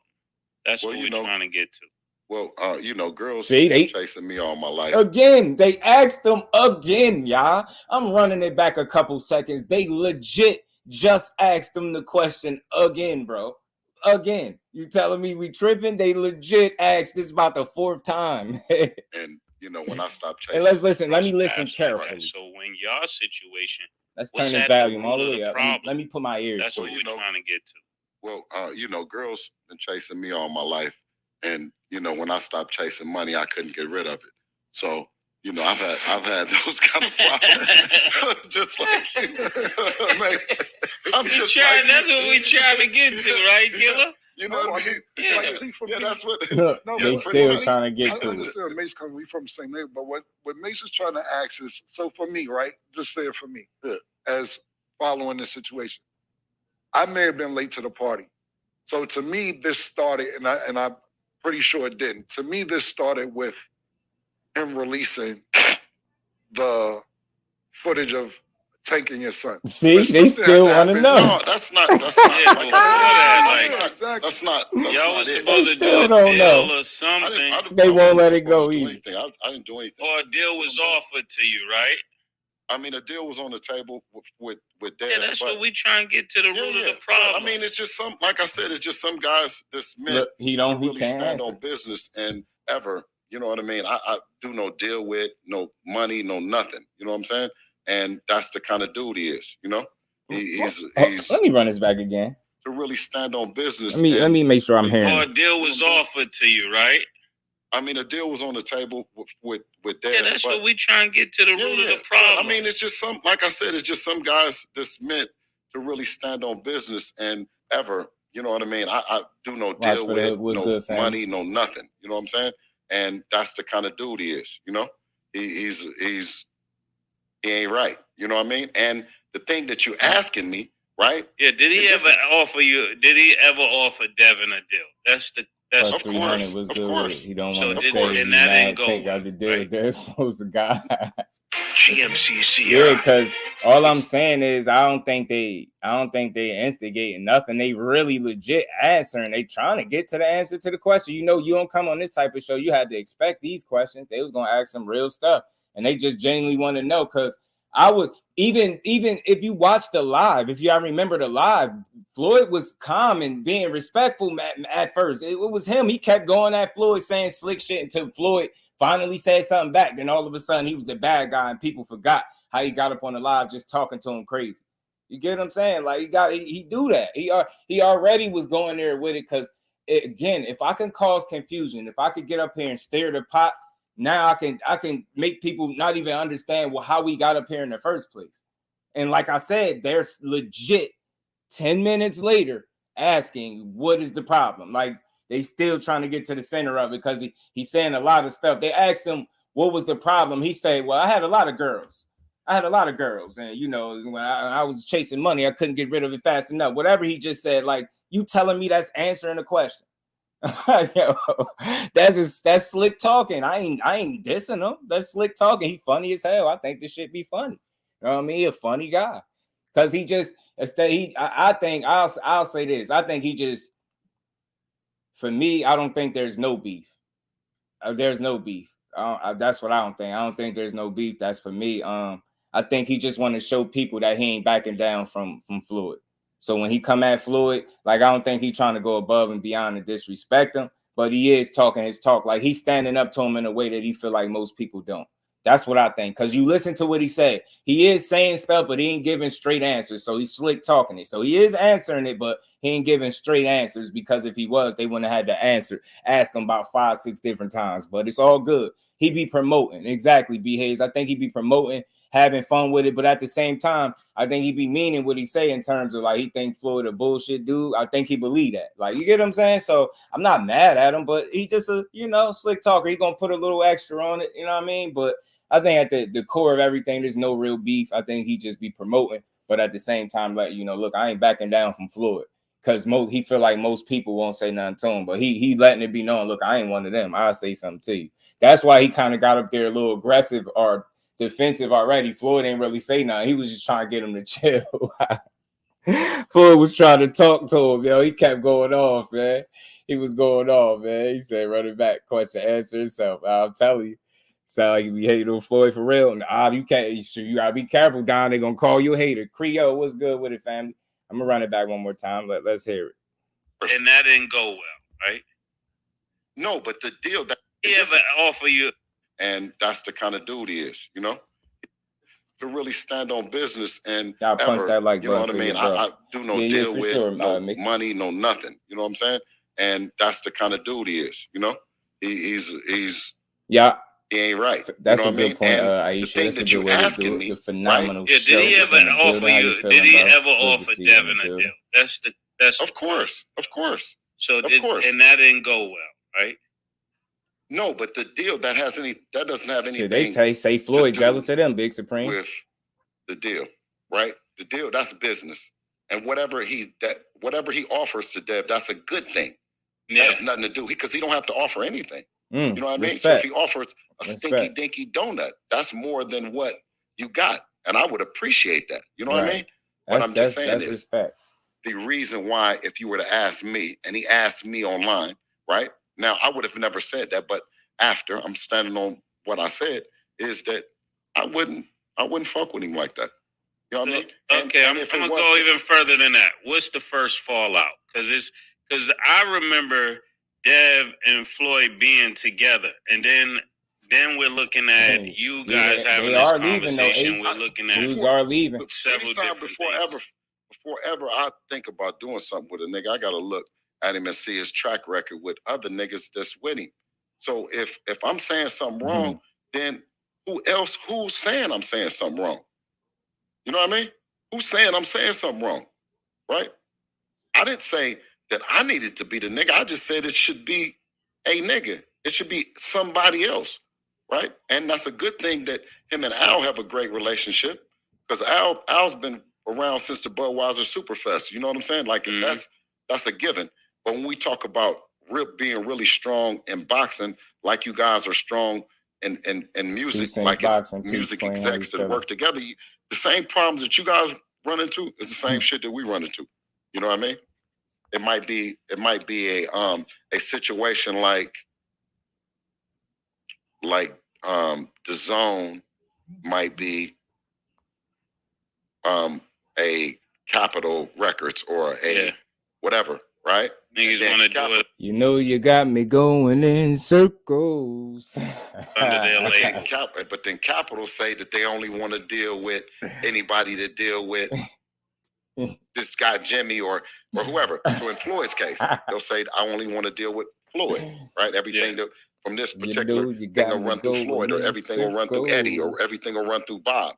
You see what I mean? So we go through the same shit. And you wanted your own bread, and you wanted to make your own decision. Absolutely. Ain't nothing wrong with that, though. When it comes down to it, you want to be able to live with yourself. You want to be able to live with the decisions that you make. You know what I mean? If you've worked at something all your whole life, you know? I got two more questions, and then I'm done if Mase wants to wrap it up after that. Being that we're on this topic, is there any promoters that you won't you work don't with? have his number. I've worked with all of them. I worked with De La Hoya. I worked with Bob Arum. I worked with Eddie Hearn. Moving forward, is it anybody that you won't work with? For Devin, I'll do anything. I work with anybody. You know what I'm saying? You work with Al Heyman? Nothing's personal. I've worked with Showtime. I've never worked with Al personally. And my last question is, do you think this law should be wiped off Devin's record? Yes, he cheated. He cheated. You know what I'm saying? It's like if you were shooting dice. Yeah. If you were shooting dice and you found out you was shooting dice, what do you think should happen? You gotta kill him. Get knocked out, or what? I'm saying. In the streets, they're gonna kill him if it's the right amount of money. Right. So you shouldn't, but that's probably what's going to happen. Get your money back, right? You're supposed to get your money back, and sometimes it'd be even worse, right? Right. That's what I'm thinking. Like, so if somebody bet on this fight, let's say, somebody bet $1 million on this fight, and we find out he's cheated. How does that work in Vegas? That's a good question. That would be a problem. And I think that it's probably a problem for Ryan, right? That he would. Salute to my queen, the baby girl, Miss Just Do. How you feeling, baby girl? Good to see you in the building. Y'all smash the like button for me, man. Sub to the channel if you haven't. We gonna keep on rocking. Just toward the end, though. They almost actually cheat and then cheat the casinos as well. And not only cheat the casino, the nigga bet on himself knowing he was on the shit. Yeah, that's what I'm saying. How does that money work? Do they get that money? They gotta get that money back. See, and that's the thing that's so but not just not frustrating. to cut you off, Bill. What about the niggas who ain't in the fight? That's what I'm saying. Underdog fantasy or anybody. It's too much money to go back, and niggas already got paid out. Imagine you get paid out and they be like, "Yo, that wasn't right." If you win, I need my money back, killer. No, I'm talking about you win, and they ask you for the money back. See, this is what I'm trying to. That's what I'm trying to. That is a flip, but if you bet your bread and you find out a nigga cheated and he already cashed out, millions of people that's like that. We suing him. We need that money back. That's a great way to go about it because it's millions of people who's probably, especially if it's like a 5-to-1 pause and you got some real substantial bread behind it. A lot of people lost money and you just asked out. Now, the way that you just said, that's a class act. You make it, and I'm just guessing. I have no idea. This is a great question you asked because maybe you could sue Ryan, but he has no way to pay back all the money. No, he'll have to give he will have to give his whole bag back because I can't around after they cheated. I don't think you understand. He's not gonna have enough money to pay back. No, I get that. Millions of people who lost money. Yeah, but it's just like if you get sued and you don't owe the money, you owe the money. I get what you're saying. When you get it, we gonna get out. I get, you just we all niggas. I don't care where you gotta get it from. Okay, I got you. But you know the funny mine.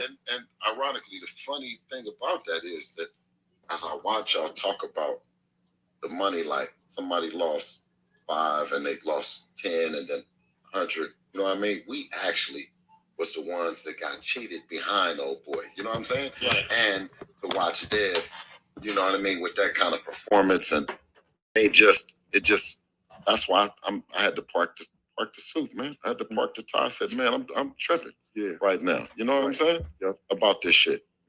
And probably if Floyd had came out and said something, because by Devin being his man, right? By them boxing and shit, right? Machine and you see what your guy went through. No matter what y'all on, when you see he done went through that, you come out and say something.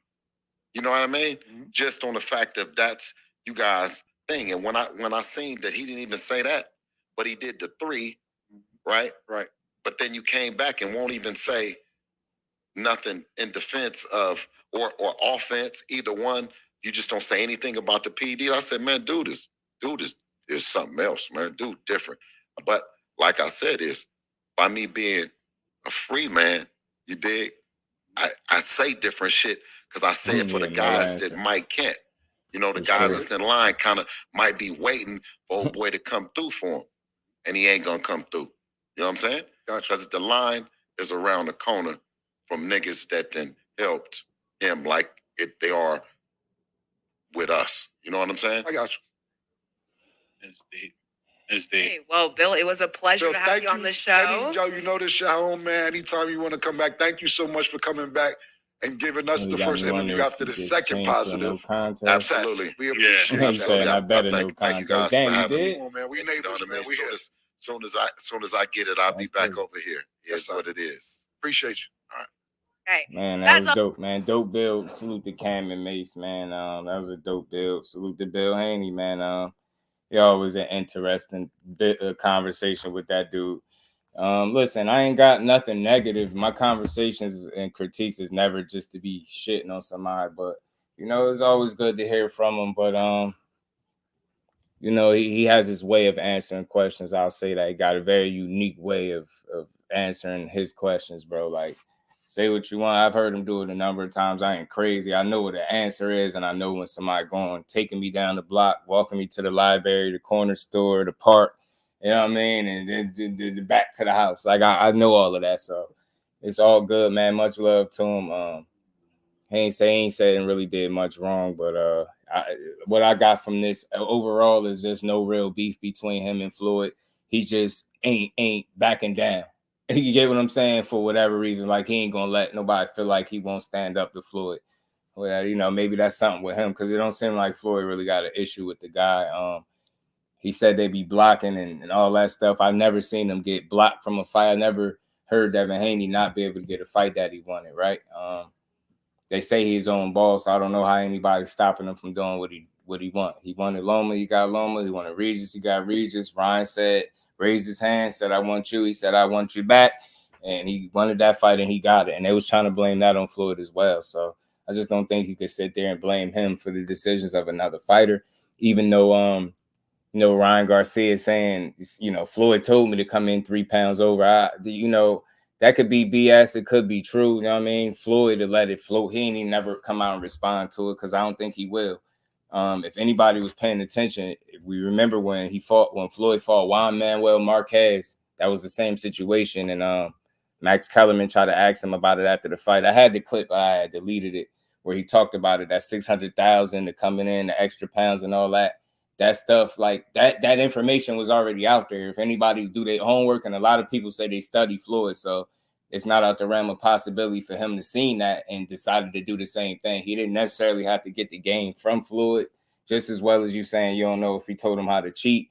Like, Floyd has been a clean fighter his whole entire career. Why would he tell him to take anything illegal? Like, that'd be very bad advice. That'd be stupid. So, he's still rocking with his son. As far as the rematch, it sounds like they, it's up in the air. I would lean more towards no because of the PEDs and the way the actual fight played out combined.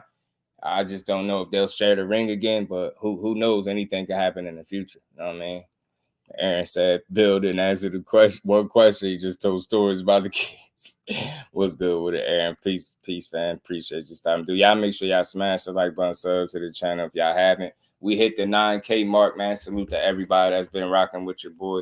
We just gonna keep building, man. We hit the 9K mark and counting. Now let's get this 10K and the next top 20, man. Let's keep building, man. Salute to everybody.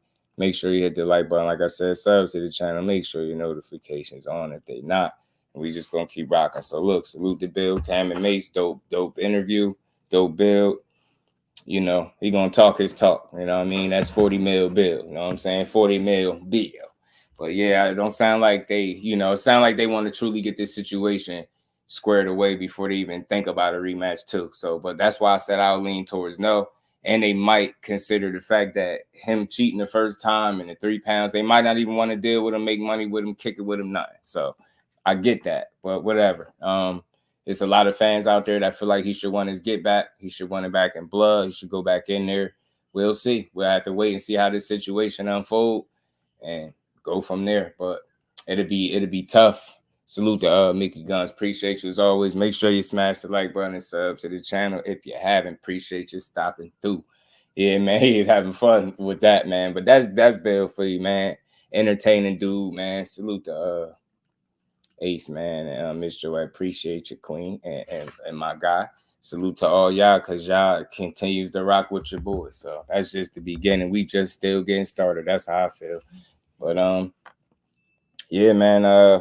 Shit. In terms of he touched on like the throwing in the towel thing. I think they asked really good questions throughout that interview. Like, cause we were talking about that, right? Like some people asked, like he said he should have thrown in the towel. Why didn't he?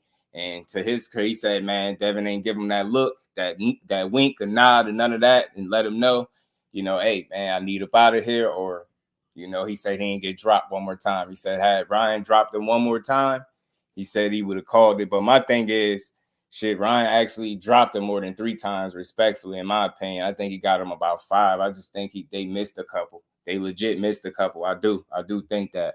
Some people said 6. I said about 5 at least, man. But I don't know, man. It's tough. That's a tough situation to be in. You see your son losing, but you believe in him and you feel like he's the best fighter in the world and he could find a way to get it done. So even though he didn't stop it, like I said, even with the knockdowns, and it was 3 of them that was counted, still fought to a split decision. So it was a very damn close fight. It was a damn close fight. You know what I'm saying? Despite the knockdown. So you get what I'm saying?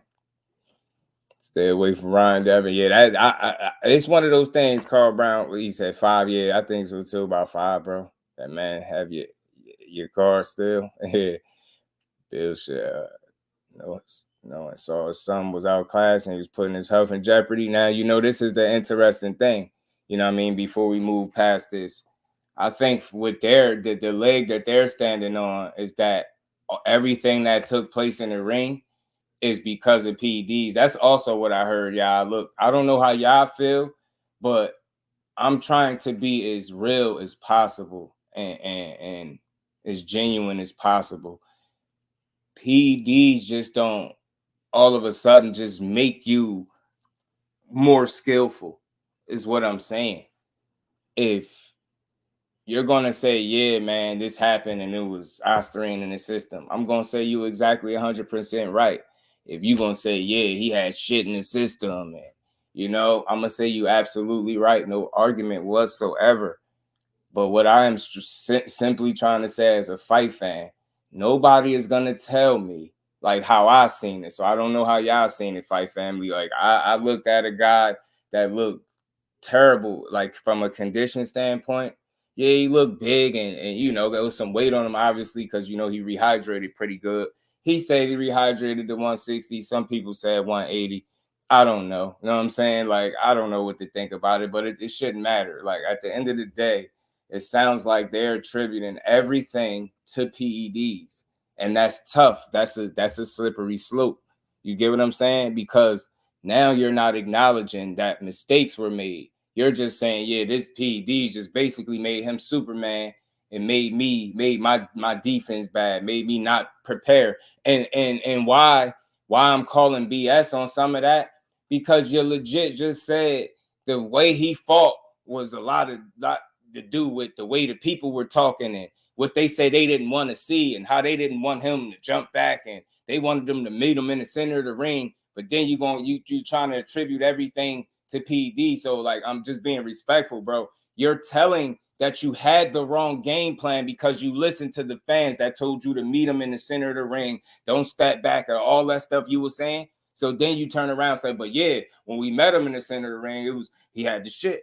Like, I get it. And there's no denying or arguing or justifying it, bro. Ryan got an answer for that shit. But me as the fight fan, I'm not going to ignore what my eyes showed me. Nigga, you know what I'm saying? PEDs don't just make your accuracy and everything just all of a sudden just you like Superman. Like, I don't know. Like, still a fight was fought. Strategy still was employed. Game plans was executed or not executed. Lack of adjustments being made. Like, bro, you can't ignore all that shit and just say, oh, all right, it was all PEDs. You dig what I'm saying? Like, we having a real man conversation, man, real dope conversation, because the ladies in here, peace to the queens. We having a real dope like conversation, bro. So it has nothing to do with supporting nobody that's on PEDs. It's acknowledging that mistakes were made and you can't blame everything on Osterine.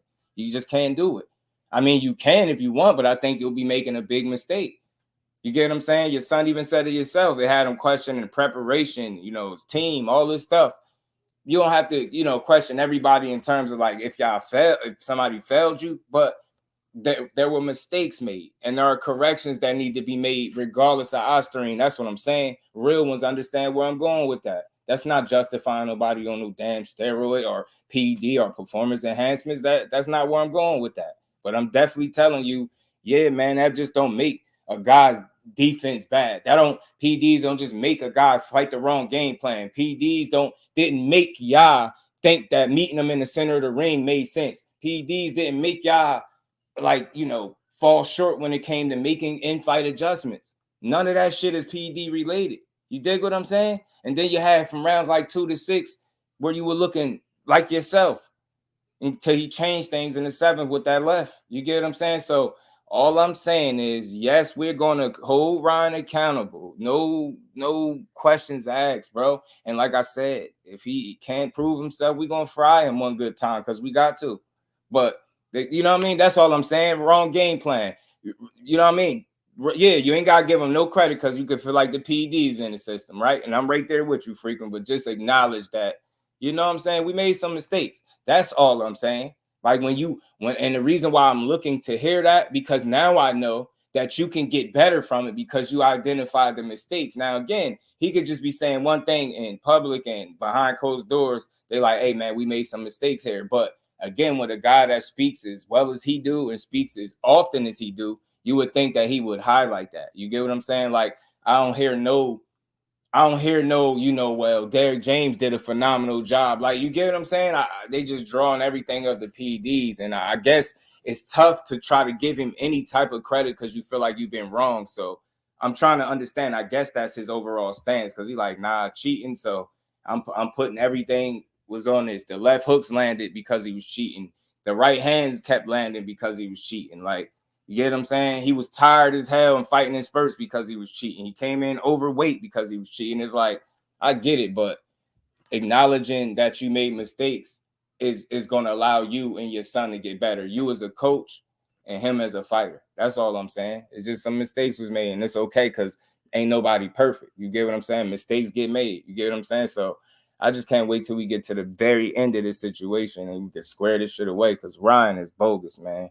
I just don't like the way he carrying it. Casanova was good with it, fan. It's called microdosing. That's why it's so little. Still cheating. Yeah. Look, if he microdosed, he did. I just don't know. But everybody just assumed they know that's exactly what he did. Like, I can't say that because there ain't no evidence of it, right?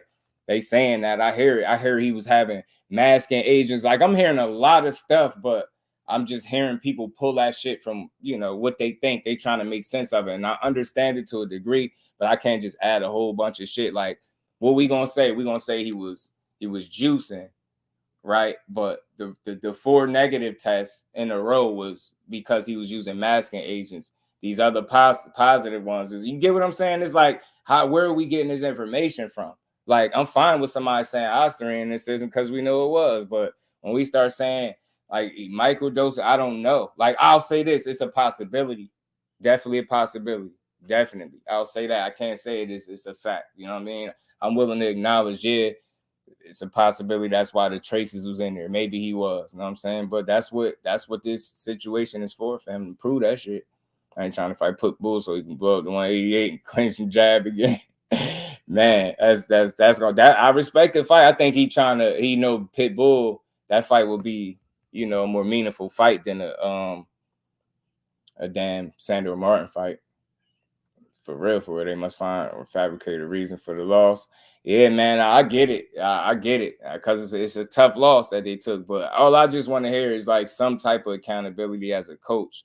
Like, yeah, man, it's still some things we did wrong in there, and that maybe that just wasn't the conversation to talk about that side of it. But like I said, it wouldn't hurt to hear it. You know what I'm saying? Like, it wouldn't hurt to hear it. And I ain't jumping all over his back about it, but I just said I would like to hear him speak on that behalf. Like, you know what I mean? Maybe somebody has to ask him the question, well, aside from him being on the shit, how do you think you did as a coach? And how do you think he implemented the game plan? Did y'all think y'all fought the wrong fight? Because he essentially told us he listened to the fans. And these are the same fans that don't never get punched in their face. They don't get punched in their face for a living. So why would you listen to them? So that's all I'm saying. I know there's accountability there, even if he's not going to speak on it, because when you tell me that you listen to fans and you wanted to meet somebody and sit in the ring because of what people said they didn't want to see, when has that ever changed you from being who you was? People have been saying for the longest, you don't knock nobody out. Did that stop you from boxing people heads off, getting flawless victories and just completely outclassing guys? Hell no. You get what I'm saying? You continue to do what you do. That's what made you successful. So all I'm saying is, you know what I mean? It won't hurt to bring eyes in there, but definitely accountability in a situation like this. And let me be consistent. Keep the same energy with Ryan. He has shown no, when I say zero, it's like if you could put up a negative number for the accountability that he's shown or lack thereof, man, he in the negative somewhere. This dude ain't even like, yeah, you know what? My supplements and maybe I should have checked this and that. I ain't hearing no accountability on his side either. So just to keep it fair and consistent, he's showing no accountability in terms of just saying, you know what, I am responsible for where I put my body, and maybe it was X, Y, and Z, and I'm gonna prove that it was because I ain't no cheater, right? He's not doing it like that. You know what I'm saying? Then this kid just like he did Wilder. Damn, Leon, what's good with it, fam? How you feeling? Appreciate you stopping through. Smash that like button, subs to the channel for me, man. Tix 941 said Haney definitely fought the wrong fight. Ryan is a drug cheat, and I don't know what Haney's mental is right now. It was embarrassing beat. That's all he said, and I'm a Haney fan, not for sure. And I can't disagree with nothing. Right now, we just know that stuff was in the system. Like I said, I can't wait till he prove or don't prove what really went on, so we could really say what he is, right? But right now, he's just a guy with piss Osterine and it traces of Osterine in his system. And like I said, man, people have made good cases, right? Some people are assuming microdosing, masking agents and such things like that, right? And you end up getting caught up. People suggesting that maybe possibly the IVs is him trying to flush his system and it's still some in there. People are making good cases on both sides. And then you have people that's coming out speaking. Like I played the clips from the bodybuilder who said, he spoke about contamination and different things of that, and spoke about how Osterine actually doesn't help you by itself. Like that'll make you more of a female than a man. Like, so you got people that, and he got over 20 years of experience using PEDs. So you got people making cases, good cases. So all I'm saying, until you got all the facts, until they come out with a final conclusion, I'm willing to have a conversation, and I'm not ruling nothing out on either side. So if somebody's saying IVs, possible microdosing, so let me be clear, I can't tell you that it's a no. but I just don't know that for sure, right? Tapering down, I hear all these different things, cool. But I also hearing people making good cases for contamination and how things are contaminated. So we just gotta wait and see. You know what I'm saying? The amount of system was too low to be considered microdosing. That's what I was thinking. Phenomenal. You get what I'm saying? That's what I was thinking. They were saying that's consistent with contamination. That's why it was so low. But some people are saying it's low because he was tapering down and then used the IVs to flush it out. But he still had a little bit left in there. The fact that he came in overweight, some of this shit got caught up in the fat cells. Listen, I've been paying attention, bro. Y'all know me. I'm a fair person. I hear everybody out. And if it's logical, then I can understand that it could be a possibility. You know what I'm saying? That's all I'm saying. So I'm with it. I didn't heard it all. He said, I'm retired from that life. Right. What's going on? Tank did the Ryan. Pitbull was 5'3". Pitbull small C. So what it do, family? How you feeling? The concept clue tells it all. Yeah, microdose, PDs for cheating, Devin. Got a lot of work to do in order to avoid people using the same blueprint Ryan used, period. That's all I'm saying. Remo, bro, it's some mistakes made. You got to get better, and I think you can. But it starts with acknowledging your mistakes. Akello, peace, Brody. How you feeling? That's all I'm saying. Like you want to acknowledge that the same way Ryan need to get behind. Like nobody spiked just the supplements. You know what I mean? Maybe you did get something contaminated, but you need to stop treating it like somebody just out to get you. Like that one is the low-hanging fruit. You got to do a better job. You got too much money to just be throwing around accusations, bro. Get your people, your lawyers, your team, get them people on it and fight the shit the right way. The stupid ass accusations ain't gonna cut it, bro. You just gonna make it worse for yourself. Girls was good with everyone's a science and the doctor on YouTube. Yeah, I guess I'm a rocket scientist too. No, yeah, man. So look, some people going too far with it, but like I said, with me, Gertz, just looking up some things, getting some information on different stuff. I'm hearing different things, right? And some of these things are logical, but my problem with it is, Gertz, when people start trying to pass it as it's an absolute fact, and I know it. Like you can't say that. Even if you turn out to be true, you can't say you know it. Like right now, it's still, and they don't even know because it wouldn't be no investigation. It would be a closed case, and he'd just be guilty, suspended, and fined, and then they just get told to get the hell on. You get what I'm trying to say? So that's all I'm saying. Like when y'all come here, I'm always open to the conversation. That's why I don't tell nobody they wrong. So when you say something that's logical, even if I don't see it that way, I'm still going to acknowledge it. I take heed to it. So I hear, the microdosing stuff. That's a thing. You get what I'm saying? Tapering down, potentially getting caught in his fat cells, and him being overweight probably caused that to happen. I hear some very logical takes, but all I'm saying is that's all speculation, and I'm cool with the conversation. Just as nothing I'm saying, I'm passing this fact. Like, you know what I'm saying? That's all. Salute the Creole the Traveler, man. Putting the color in the chat, man. Keep up the good work, just do. And your queen, much love to my guy Creole the Traveler. Putting the cover in the chat, supporting the grind. And we ain't never got a box again. Well, right. well. I already been getting these back, but now it's time for you to get your just do. Salute to my guy, Creole. The way people respond to John would think, yeah, they're actually fighting on all this for sure. That's why, you know what? My approach is I always try to go off the information that's out there. And if I'm going to add anything to it, I'm going to try to keep it on the side of logic and something reasonable, not just talking like I got all the answers. So all this stuff that I see people throwing out, they're just possibilities, right? I ain't ruling none of it out, but I think we'll find out and get an answer to our question in these coming days and maybe a week or so. You know what I'm saying? Maybe so. Weight calls and landed PD and Deuce left hook bombs on Tank, the old Chabby crying cheater. Nah, I would be saying the same thing. I would be saying the same exact thing because I'm not so much of a fan of any fighter that I'm not going to be real to any situation. So all I'm saying is, if this happened with Tank, that I'll be saying the same thing. It's unfortunate, but he still got that opportunity, that little window to prove that his shit was contamination or not, right? And I don't want to be, beating a dead horse, but that's all I've been saying. So for me, no matter what fighter it is, my energy is going to be the same. I picked Devin Haney to win. So I think the only people that would be not keeping it consistent are more fans of the fighter than the actual sport. For me, I'm going to keep it consistent. Same way I was with Alicia Bumgarner when everybody was saying how she dirty. Nah, it's this, see that. Then she come out there and they can't prove that she intentionally did it. And now she goes to continue her career. See what I'm saying? So I just keep my energy consistent and the same. You know what I mean? It's easy to do because again, you just want to be real to the sport, not just the fighter. You know what I'm saying? So in any situation, you want to see that you want to go through what they call due process. You want to allow that shit to play out because we can all come to a bunch of conclusions and you can end up being right. But it's gonna be it's gonna be a lot of people that was wrong, real wrong, because they was real loud. I tried to play the middle as much as I could, you know what I'm saying, with the information that's out there. You know what I'm saying? So we'll find out. Yeah, nah, they can't keep it real, bro. Some people just gonna lie. So, wow, who got timed out? Everybody chilling, right? Who got timed out? Having a rational mind, people just like that. Yeah, you got to be rational with this stuff and just build. You know what I'm saying? Just build on it, cause you just never know. You know what I'm saying? You just never know. Never know. I mean, this dude could have known what he was doing. You get what I'm saying? Or it's a chance that could be the other side too. So just can't wait till it's over with. Overall, that was a dope interview, a good interview, man. They asked good questions, man. Bill did his due diligence in answering the questions the way he usually answer them, man. You know, for me, he do a lot of, juking around the block, but it's cool, man. I still rock with him, still supporting him the same. Ain't shit changing when it comes to that.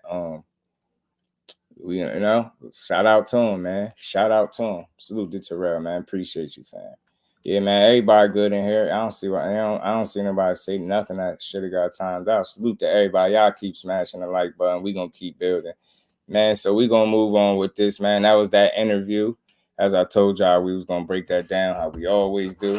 So I think we did our thing with that. So we gonna move on. We gonna talk. Well, you know what? I'll talk about somebody my bro just sent me. My bro just sent me this. I did see people talking about this too. What you think about Gustavo Lima signing with Top Rank? Oh, did he, man? Appreciate you, bro. Appreciate you. I didn't know that. Y'all, man, salute to my guy. I call him the fax machine because he always on top of his boxing, bro. Y'all ain't tapped in, go check him out, man. He a real one. He a real one. I mean, y'all go tap in. Gustavo Limos over there to Top Rank.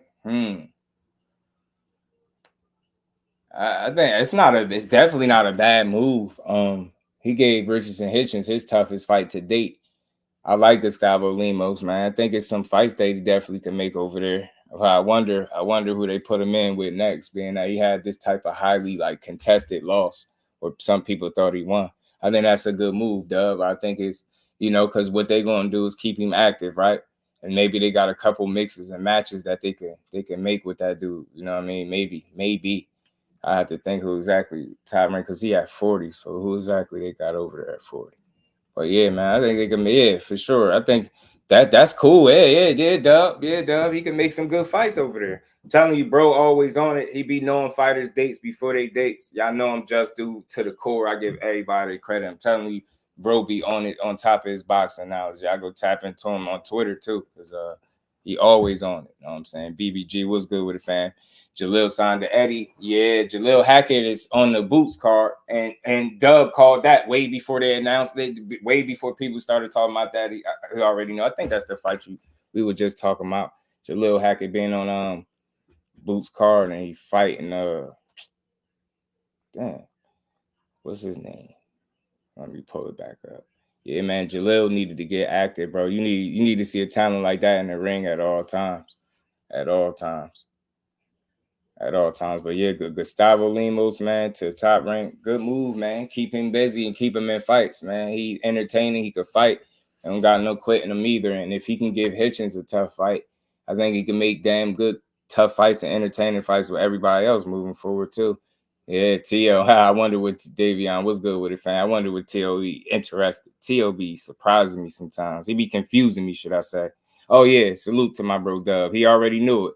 He already had this, that Jalil Hackett was fighting Pete Dobson. So that's the latest for Jalil Hackett, bro. If you didn't know, you probably already knew, but he's fighting Pete Dobson, and he's supposed to be on Boots undercard, I'm hearing.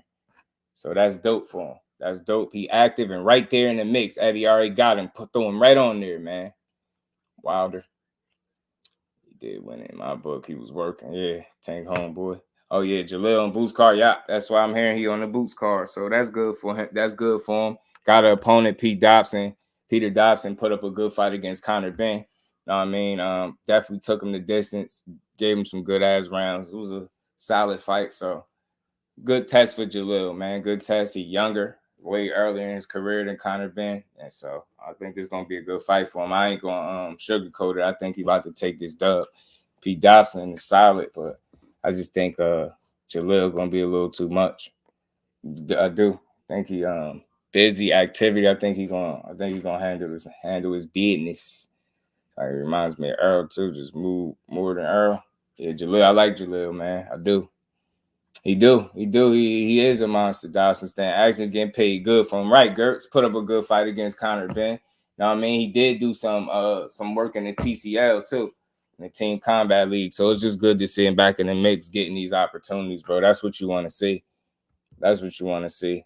You know what I'm saying? Salute to him. But I mean, man. Yeah, yo, inactivity is a real big problem, Gertz. That's why I say, like, imagine the decision you making if you trying to find another landing spot. Like, you want to make sure whatever situation you in, you ain't gonna be inactive, bro. That's a real decision to make. But we ignore that sometimes. We just think that, just go over there, fight that one, do this and do that. These dudes be having their careers to consider for real. You know what I mean? So I definitely would like to. I hope they get on top of that, man. Hopefully, man, that could be a thing of the past. All that inactivity is weird. And Cool Boy on that card. Yeah, Cool Boy is not on the Tank card, but Cool Boy is still fighting, I believe. Damn, I forget. I forget. Dang, he still fight, but not on that. It was supposed to be Tank card, but he's not on there no more. Said he was gonna fight in July, I think he said. Not sure if they put him on there. I'm gonna find out though. It's easy work for Boots. It's not a format 147. Boots should call Thurman, bring his ass back to 147. It's still a money fight. Yeah, Dobson looks slow, but gave Ben some good work. Yeah, gave him some good work. That's why I think it's gonna cost him in the fight with Jaleel. That lack of speed, man, that's gonna hurt you in a fight like that. That's gonna hurt him in a fight like that. Can't believe nobody know how good this Tim versus. Yeah, that fight gonna be good as hell. Carl Brown, Tim Zoo, and Virgil Ortiz, Boots, Jaleel, Truck, and Tank Days, my favorite fighters in all the boxing. They all entertaining, bro. All of them. So shout out to Truck Simpson too, man. I mean, shout out to Truck Simpson. But don't mess with Texas. Was good, family. But this something somebody sent me about something that Tank tweeted. And he said, no, he put me in a fight to lose. I was just a better boxer than what he thought. He said, reasons why I don't F with the ninja with the has a big gap in his mouth, because as I was going through this shit, I was putting him on game. I'm the reason why he didn't sign the Floyd. I mean, that's interesting, man. I could say I respect that about Tank. I wasn't there, so I don't know what kind of conversations they had. I think I heard Shakur briefly speak on why he didn't sign the Floyd. I think if I'm not mistaken, he said something about he was talking a good one, but he ain't put no action behind it or something. So, he went elsewhere. You know what I'm saying? So maybe some of that did have to do with a conversation that him and Tank had. But I think that's genuine. I think it's dope if you trying to put a guy up on game and telling them, don't come somewhere because it ain't going to work out for you. I think that I can respect that. I can't do nothing but respect it. If you don't like them, that's on them, man. That shit is, whatever it is at the end of the day, man. Like I always say, man, the real respect gonna come when they fight each other. So I don't care about nobody's personal feelings toward each other. I salute them both. I respect Tank for this move. Like I said, I wasn't there, so I'm gonna just take him at his word. And like I said, I heard some of what Shakur said too. So who knows if that impacted his decision not to sign there. I'm not gonna sit here and say it wasn't, but I can only say I don't think he sat here and typed this just for no reason, just to be saying it. So I'm willing to say I believe that it definitely was some type of conversation about it, because I don't think he'd just get up there and say that. But in terms of my thoughts on it, like I respect it, I rock with it. I think that's dope to put another fighter up on game. You get what I'm saying? But, you know, hopefully when it's all said and done, we can see them two fight. Whether they like each other or not, that make the fight even better if you don't like them, right? Tripper was good with it, man. Ron Boxing, man. He used to be like Wilder, Lennox. You know what? No, I don't. I don't. Cause I just don't think I think he was built to do right what he doing. Basketball. For real. That was a hell of a question you just came out of left field. Salute to Tripper. What's good with it, fam? Make sure you smash the like button. But yeah, man. So salute to Tank Davis. This is a good move. I think he spoke on something else too, putting somebody else on game. Like dudes is asking it to leave, is what I'm hearing. So they losing people. You know what I'm saying? They losing some folk. So good thing Shakur Wynn did what he did. I think he could be proud that he look up at his career and where he at right now. And there's still a lot of work to put in. You know what I'm saying? He ain't done yet. He ain't done yet. But that's just my thoughts on that, man. But salute to Tank Davis, man. Keep putting people up on game. Keep this being a solid one. Keep beating the odds. That's all I got to say. Nothing negative, man. That's it. But let's talk about this. Because we got this 5 versus 5 coming up. We got this 5 versus 5. We're gonna talk about AB too. But we got this 5 versus 5 coming up, and you know, I'm really rocking with my boy Ray Ford, right? You got some people that's really thinking that they concerned for him. They concerned for my boy Ray Ford out of Camden, New Jersey. You know what I mean? They concerned for him. They feeling like bro running around with the baggy suits and the glasses because he a little weight drain.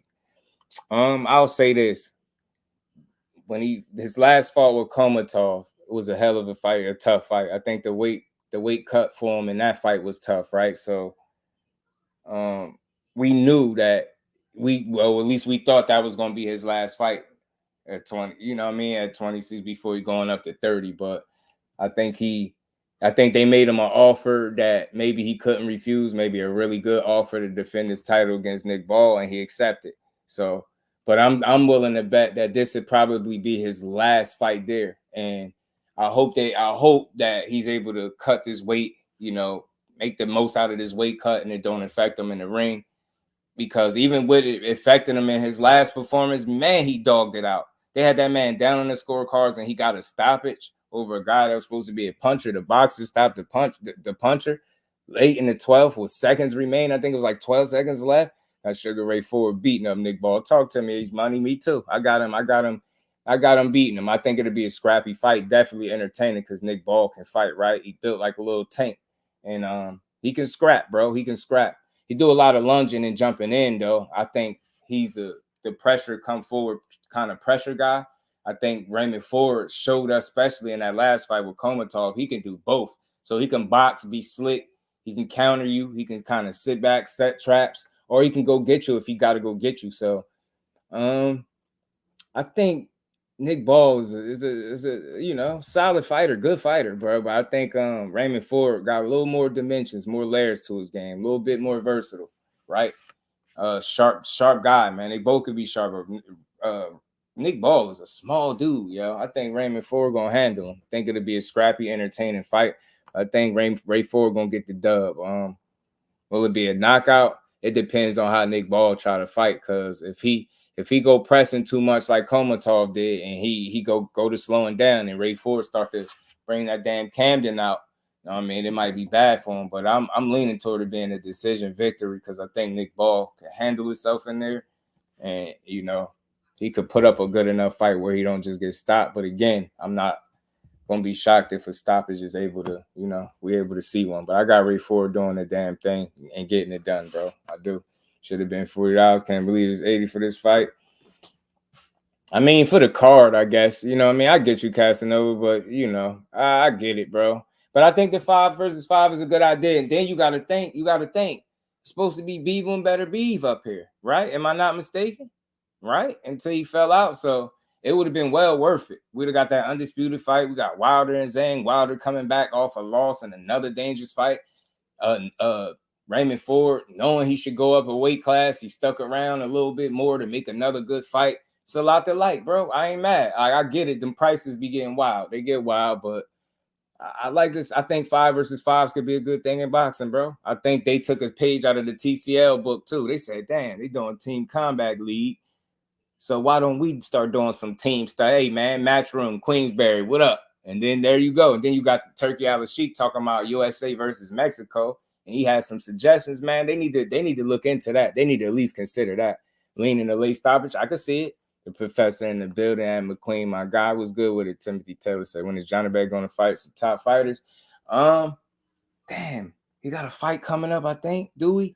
Johnny Beck. But I would like to see him, Tim. I like to see him with in there with Carlos Adames. I know Carlos Adames is fighting Terrell Gausha. Much respect to Terrell Gausha. He's a good fighter. He's a former Olympian, solid fighter, bro. But I don't got him beating Carlos Adames respectfully. So hopefully they can mix it up because they've been talking about fighting each other. So Johnny Beck need to fight. Yeah, facts. Oh, he said Johnny Beck got the winner. So that's who we need to fight, bro. We need to fight the winner, Carlos Adames and Terrell Gausha. They need to run that. So and think about it, Tim. The thing is, Johnny Beck ain't been fighting straight like no garbage, right? But he's still very early in his career. What, he got like 13 fights, 12, 13 fights. Johnny Beck ain't got a ton of fights, bro. So he's still early, but the fact that you asking like top comp, just think about it, what that says about him. He don't even got, I don't think he got 15 fights, do he? Or am I tripping? I could pull it up, but I don't think he do. He don't got a lot of fights, bro. You know what I'm saying? He definitely like some top tier talent right now. He's talented dude, man. He can scrap for sure. But I think him and Carlos Adames is like a 50-50 type fight that need to be made at 160. We need that. I don't even need to play with it. You know what I'm saying? So hopefully we get it. Fight coming up July 13th is a tune-up for Johnny Beck. Dad, you gonna do my guy Terrell Gausha like that? 12, dang, call him a tune-up. But he can fight, man. He's a good boxer, man. Not a big puncher, but he got some steam on the punch, right? He can box. Got pretty solid defense, right? My thing is, will he be busy enough to beat a Carlos Adames, right? He's gonna have to be busy. 15 fights, okay. 15, 10 KOs. Appreciate you, Big Supreme. So he right there at the 15 mark. Pardon me, I say less than 15, but it's 15. I mean, might have been thinking about him 2 fights ago, but yeah. So he under 20 fights. So he's still relatively. That's still very early. You know what I'm saying? So. And think about it. If they was to put him in there with Carlos Adames with 15 fights in, you see what I'm saying? A lot of people can't say they had a Carlos Adames type talent and they in the ring with him at fight 15 or 16. You know what I'm saying? So hopefully they make it. Strip to vacate all his belts. Yeah, I think Triple G done up, bro. I think he got something else going on. I forgot exactly what it was, but he got something else totally going on. He promoting an energy drink or something like that. It looked like he finito. Like he done with boxing. That's G40 too, man. Gausha dropped Tim Tszyu. He did. I thought it was more of a balancing and timing thing than actually hurt. You know what I mean? And Tim Tszyu got up and polished him.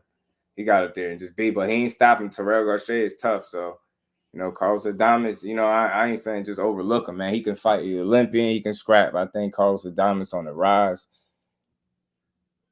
I think he naturally the bigger guy, I think, too. And I feel like it's going to be volume, activity, and stuff going to need to be upped for Terrell Gausha, I think, to beat a guy like Adames.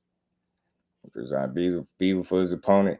I think Big Supreme, because it's tough to do that, right? Because we know who fell out, right? So we know they kind of just salvaged the show on short notice type deal, being that Beterbiev fell out, right, with the injury. So I think respectfully for me, knowing who he was going to fight and knowing that that's a guy that clearly ain't ducking smoke, I don't go too crazy on his opponent because I looked at that's on a short notice. Like, think about it. The likelihood of a more quality opponent under these circumstances is probably less than likely because, if you're going to take a fight like that, especially with him, you want a full training camp. You don't want no short notice. I ain't saying that people won't take it on short notice, but just think of a more, established fighter and not having the proper time to train. You get what I'm saying? The risk, why would they take it, right? They're going to want a full camp. I would suspect. So they'll pull a guy in like that. I don't know the guys that he's fighting, but they'll pull somebody like that up. And, because they'll be willing to step in on short notice. You know what I mean? My GG and fight Cotto. Probably the weight, bro. Probably the weight and timing. James Lee, what it do, fam? Appreciate you sliding through, man. Y'all smash the like button, sub to the channel. We gonna keep rocking. We ain't done just yet. He dropped him. He could have done it again, but he really didn't have believe. Real talk. Yeah, he kind of let up off him, Carl. He let up off him a little bit. Yeah, and that be the problem. He kind of went into this high guard and his shell, and he was just blocking a lot of the shots. But he was, some of them joints was getting through. But yeah, man, he can't do that with Carlos Adames. He can't have his back against the ropes. He got to try to stay center ring and box because Terrell got shaking box, man. I don't know if people familiar with him, but I am. The man could box. You know what I'm saying? But I know he got his work cut out for him respectfully, so it's going to be a tough fight. Buddy McGregor, aka Mister, I'm not going to let you take that punishment. You know it. But look, man, as far as Raymond Ford, y'all, this 5 versus 5 is this weekend. Look, man, hopefully this is the last time that he got to make this weight. He got Coach Anthony. That's why I got that picture there. That coach right there got his ear. They got some good synergy and chemistry going on with them, like in terms of him getting Ray Ford to respond, him, and then you had I think it's Teray Stevenson in the corner. They did a hell of a job, man, coaching this dude up, giving him the right instructions, keeping him motivated, keeping him just, you know what I mean, in a position to win this fight. And Ray Ford turned it on. He brought his dog out, man. He did that for his family. I know he did. He fought his heart out, and he got a stoppage. And much respect to him. So I can't wait to see him this weekend against Nick Ball, another good fighter, scrappy guy. Nick Ball, believe, is another undefeated dude. So, and he got his work cut out for him too. But I think Ray Ford gonna stand on business, and I think he's gonna win this fight. I think he'll win this fight this weekend in a scrappy one. You know what I mean? Like I said, Nick Ball coming to fight. I will consider the weight cut. I know it's getting tougher, so that might hinder him to a certain degree, but I don't think it'll, and hopefully it don't, affect his performance at all to the point where he take a loss and nothing like that, or he can't perform the way he needs to. You know what I'm saying? So another good win. This would be a title defense for him. Hopefully he can pull it off, get a clean win, and then going up to 130 where you belong, bro. Going up to 130 where you belong. I mean, your body telling you to go there, go on up there. I know he said he was only willing to stay for the right opportunity. Hopefully him going over there in Saudi Arabia, fighting on his rider card, should I say, or, just dealing with them, he getting, paid accordingly like a champion to take this risk. And Eddie Hearn, don't ask this man, I don't give a damn what bright idea. Eddie Hearn, don't get no damn bright ideas after this fight, bro. Nah, we serious, bro. We on your ass. Don't get no bright ideas after this fight talking about, yeah, I would like to see Ray Ford against such. We don't care. We don't care. If it ain't at the next weight class, don't do my man like that. He been working hard, bro. His ass need to be up a weight class. He clearly know it. I seen him tweet it. And I also seen him, for the right opportunity. So like I said, I hope financially and just, for the sake of his career, that this is exactly the kind of opportunity he meant and he getting everything he wanted. And more importantly, I hope he go out there and get that dub. And we see what's happening to guys that's coming in these fights weight drained and staying at the weight classes too long. It could be very dangerous and risky. So I don't want to see that for Ray Ford. He building a hell of a he carving out a hell of a career and resume for himself. And I just want to keep seeing him move forward, man. I'm supporting him the whole way. Not just because he's from Jersey, because he's a hell of a fighter. You know what I'm saying? The kid can flat out fight. He's improved, especially since that, that one close ass, a draw that he had. Since then, he been pretty much on it, man, and fighting some impressive fights and winning impressively. So I like Raymond Ford, man. I'll say it's a possibility that the weight cut could affect him. But like I was saying, man, he got this guy, man, Coach Anthony in his corner. I like this guy's style. I like the instruction that he was given. I like the way Raymond Ford responded. They had it together. It was a sense of calm. It was just like one cohesive unit over there, and it was working. You know what I mean? As a unit, and that shit, they got the job done. Raymond Ford, they had him down on the cards, and he stepped up in the 12th, got a late stoppage. That's a legit, like the epitome of a buzzer beater just in boxing. You get what I'm saying? With a knockout that late, you know what I mean?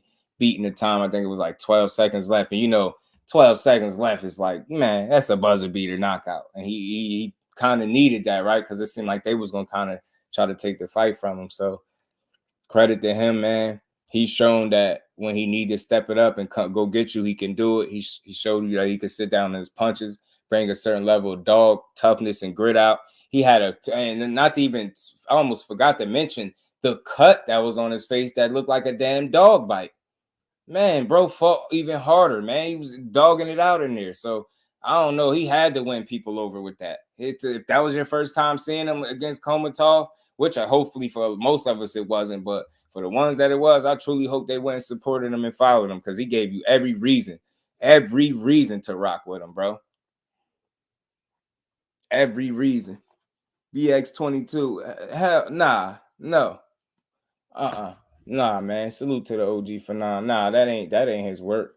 Shit, he would have just did it. Know what I'm saying? He would have just did it if that was the case. Nah. I think people be trying to just put stuff on him. Like, I'll say this real quick, and I don't usually talk about other channels unless I'm doing it like this, giving them they just do. If you ever really listen to him talk and you listen to the core of what he's saying, because I listen intently, he don't, you know what I mean? He just called out the bullshit. He don't hate him. He support the guy. A lot of people be thinking he hating, like, because they be sensitive. But that dude, like, if you just listen to him, that's all I can say. You know what I mean? It ain't hating. Yeah, I know. I know, KO, man. I'm going to go watch your prediction video, too, because I know you got one, man. We about to start winning some money, KO. And predictions, I got to go check your joint out. But, yeah, I was just talking about that. The weight cut is unfortunate, bro, because we heard him clearly say, like, before the situation presented itself that he was going up, he felt like this was his last fight because of that weight cut.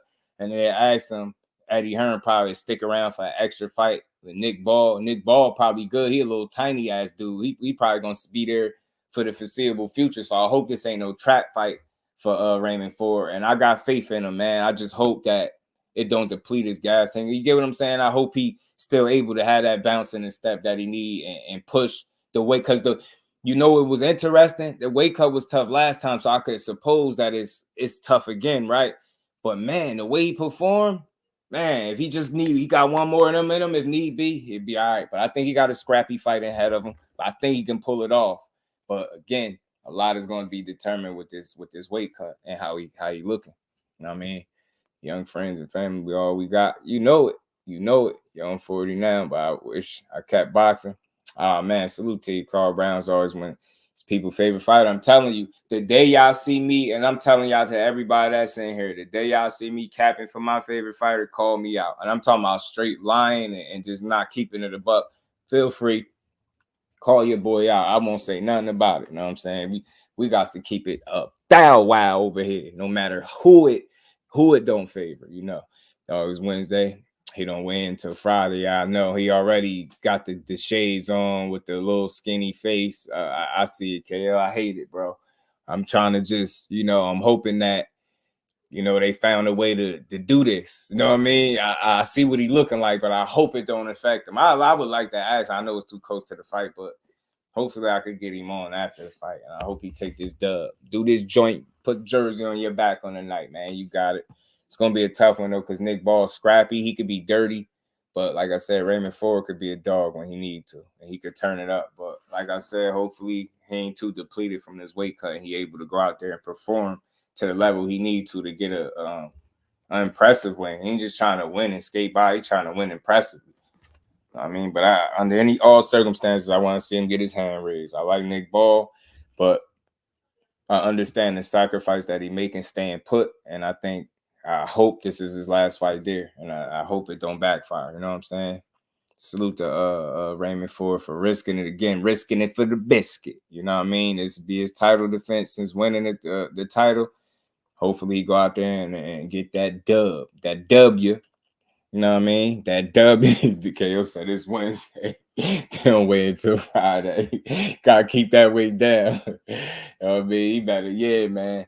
I wonder do he got a nutritionist at all, and if so, did it help? You know what I mean? Because I know sometimes dudes could look a certain way, but I wonder how tough it is for him. It's probably kicking his ass though.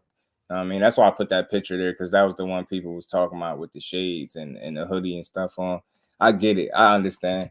Hopefully he better than he looked though. You know what I'm saying? Hopefully he better off than he looked. Judah Vision, what's good with it, family? How you feeling, bro? What's good with it, man?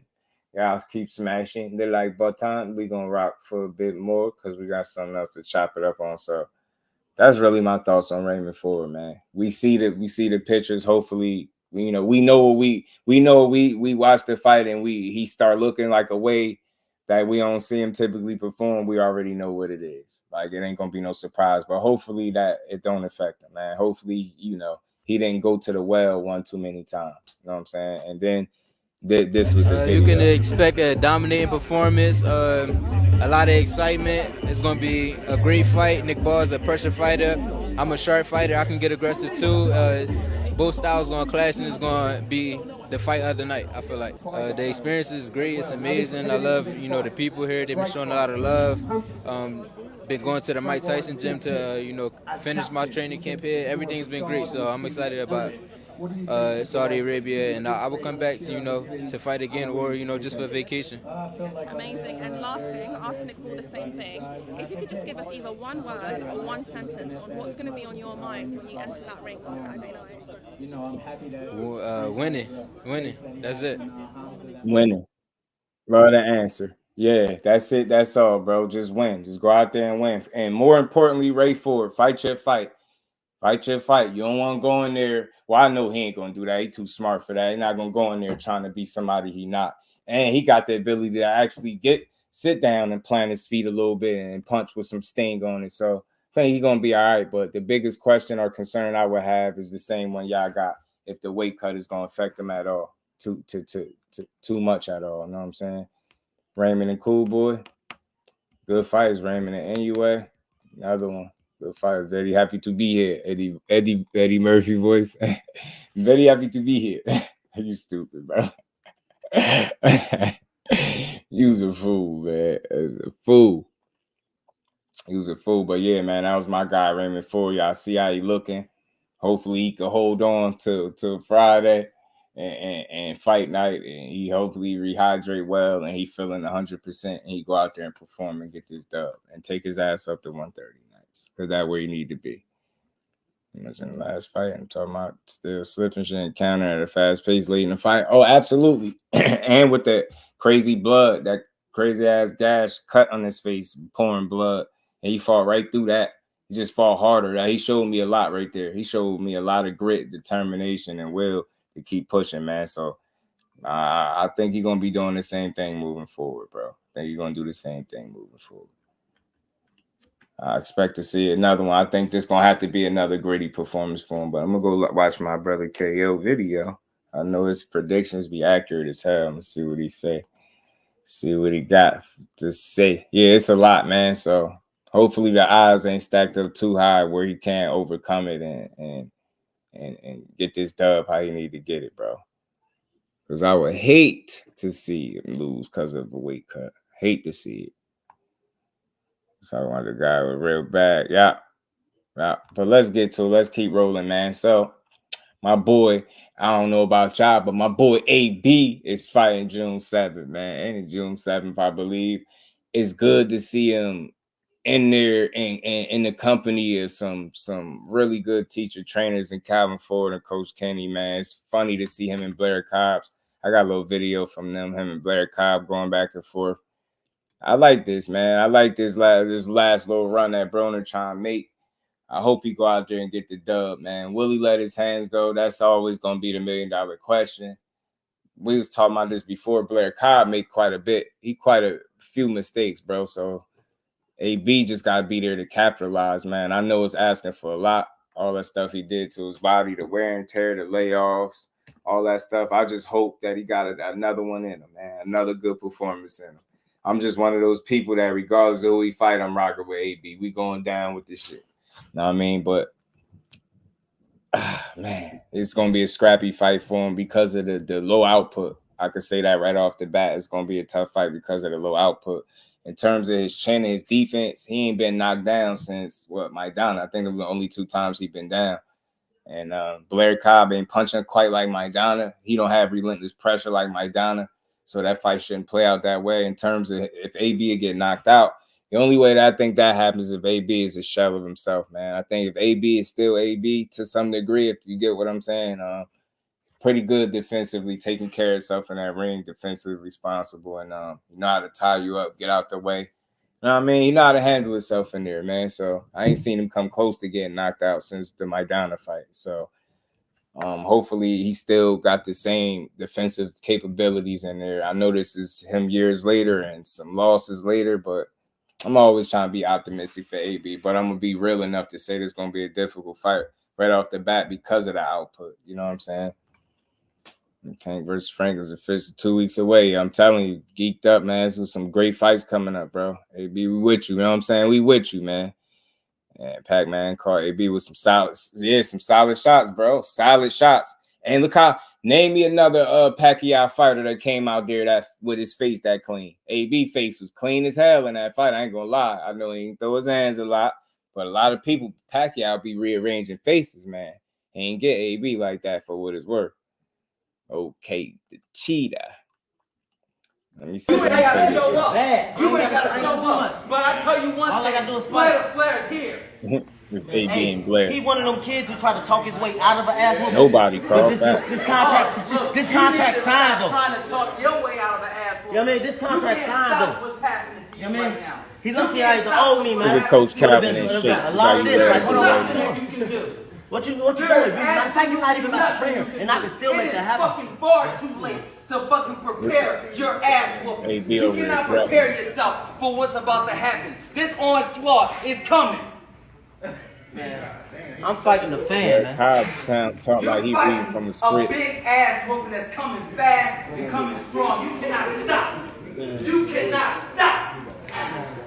Man, he pumping himself up and shit. AB can't believe he talking to him like that. Man, hey, fucking disgraceful. Man, I ain't trying to do no comebacks with you. You can't. Fuck, I ain't trying to rock no I'm baby the with you, fucking nigga. great one now. You know what I'm saying? I'm the great one now. I'm the most exciting man. I'm the great one now. You ain't ever been great, bro. I've always been great. When have you ever been great? I will show you. When have you ever been great? Show up June 7th and we're all gonna find out. We're all When gonna have you find ever out. did anything I've great? been great. I've been great. There's been plenty of greatness in my fucking He life. just talking. What are you talking about? You know what? The fact that we're here, Hey, I we're like gonna you, find it. AB, We're gonna find out. let's We're finish gonna this up, find baby, out. over here. I told you I like you, We're though. gonna really find out real fast. He said this onslaught you're not gonna be ready for. It's a big ass whooping coming for you. You do something. WWE. We're gonna see. Man, Blair Hitman Cobbs. Blair the Ric Flair Cobbs.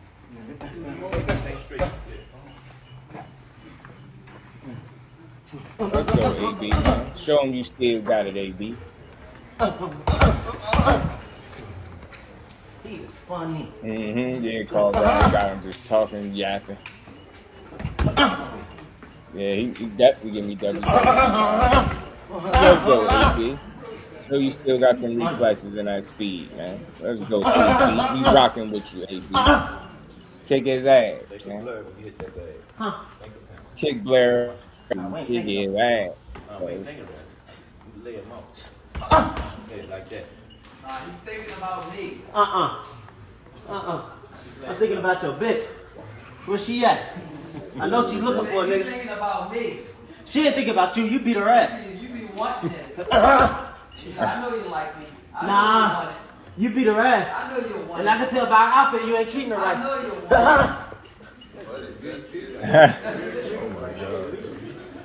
He ain't treating her right. I think Blair Cobbs came to crash the Cause she gym. told him, you let him say that about me?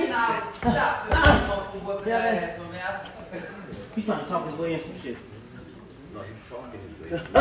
Yeah, man. AB beat his ass, AB. He gonna talk himself right into the can man ass whooping. Let's go, AB. I believe in you. One more hoorah. Let's kick his ass. See, if I would have put him to where he is at, it would have been different. Sleep is where you go. We pull up with sticks and things. Look, the AB still talking street. Facts, he got two of the best coaches. He in good hands, great hands. Right. With the mad scientists in the background. Maybe, yeah, he ain't look too bad. Like, as far as when he let his hands go.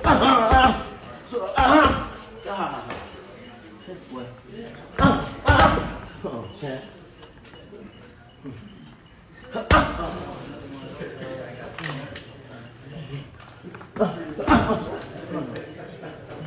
Telling you, man, just stay focused, man. Beat this. Yeah, he always on somebody hammer about that girl. reacted so much different when he pulled up. Right, AB ain't thinking about him.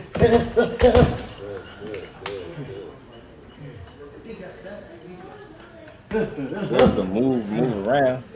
Yeah, he do look motivated. His stomach was big as hell. He got it down, man. It is Blair Cobb. Saying like it's no damn world beater. He got stopped by Alexis Rocha. He beat up Maurice Hooker, but he ain't look like no damn nothing special.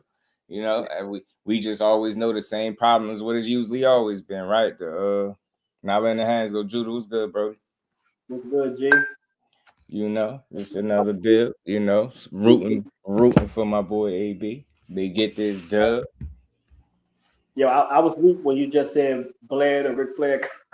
Yeah, that's his name, Blair the Ric Flair Cobb, bro. He be running around, woo, like the most exciting. I'm the most exciting. You're not ready for this onslaught that's coming. It's gonna be a big. You're walking into a big ass whooping. That's what you're gonna do. You know, I'm the great one now. It's just like, bro, what badass WWE script you reading that didn't make it? You know what I mean, to the show? Like, what the hell are you talking about? And take the damn headband off, probably choking your brain cells, bro. You up here talking stupid. I'm the great one now. You know, you're gonna walk yourself into a big ass whooping, you know, and that's the best comeback you got. That's the best comeback. Man, yo, this dude just talking. I said, yeah, he WWE'd out. WWE'd out. He starts out just like him. That's how he was, bro. The same Goodman really jumping out the fight with NUA. Salute to the facts machine. I was talking to Dub. He was talking to me about that. He about to fight somebody else. He ain't fighting NUA, so I think they just did that for show.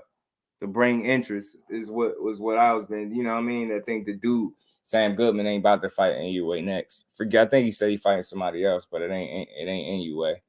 AB fight is June 7th, bro. Yeah, it sounded super fake, Aisha. It's like he reading like one of the worst the script that don't make it. You know what I mean? The ones they trash, that's what he read. He's reading one of the old rock failed scripts. Yeah, I'm the great one now. I'm the best. I'm the greatest. He said, AB walked over there. He said, man, you ain't never been great. AB be funny as hell, man. You ain't never been great. He said, man, he keep talking all this. He said, man, he trying to talk himself out this ass whooping. But it ain't going to work because the contract already signed. He just repeating what AB saying. I swear it sound like a kid, yo, with it. You argue with somebody, you young, and they just keep saying the same shit you saying. Say he trying to talk himself out of the ass whooping. He said, no, you're trying to talk yourself out of the ass whooping, but you can't because I'm the great one. And I'm Blair, the Flair hitman, Blair, the Ric Flair, hitman Cobbs. I'm coming to knock you out. You're going to, it's just, I can't even do it no more, man. He terrible. Yeah, that dude talk, his trash talk game is terrible. PJ's big dog was good. That's how he be, bro. Blair the Flair. Like the way he talk is only good for a press conference. Reign of Peace Queen, how you feeling? Road to Redemption was good. Mikey versus AB2. Oh, bring him up out of he said bring him up out of retirement and cook his ass too. Get his get back. He ain't got it no more anyway, AB. It's Blair the Flair. Blair the Ric Flair Cobbs. You ain't gotta show up. You ain't gotta show up. But I tell you one thing. All I gotta do is Blair the Flair is here. Man, hey, he one of them kids who try to talk his way out of an asshole.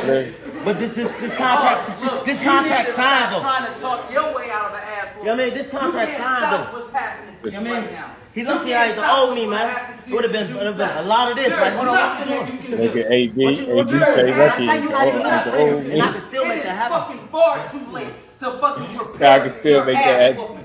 AB just threatened him with the murder game. Just went over his head as he started talking. Man, look, I'm fighting a fan, man. This onslaught coming. A big ass whooping that's coming fast and coming strong. You cannot stop.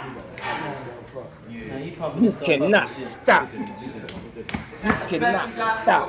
Come back. Man, hey. Fucking disgraceful. Man, I ain't trying to do no comebacks with you. You can't.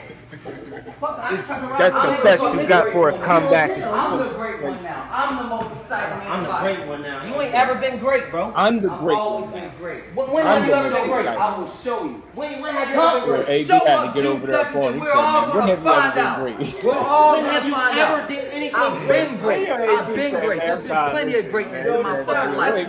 What are you talking about? You know what? The fact that we're here. Yeah. We're gonna find it. Listen, let's finish this up, baby, over here. I told you I like you. We're gonna really find out real fast.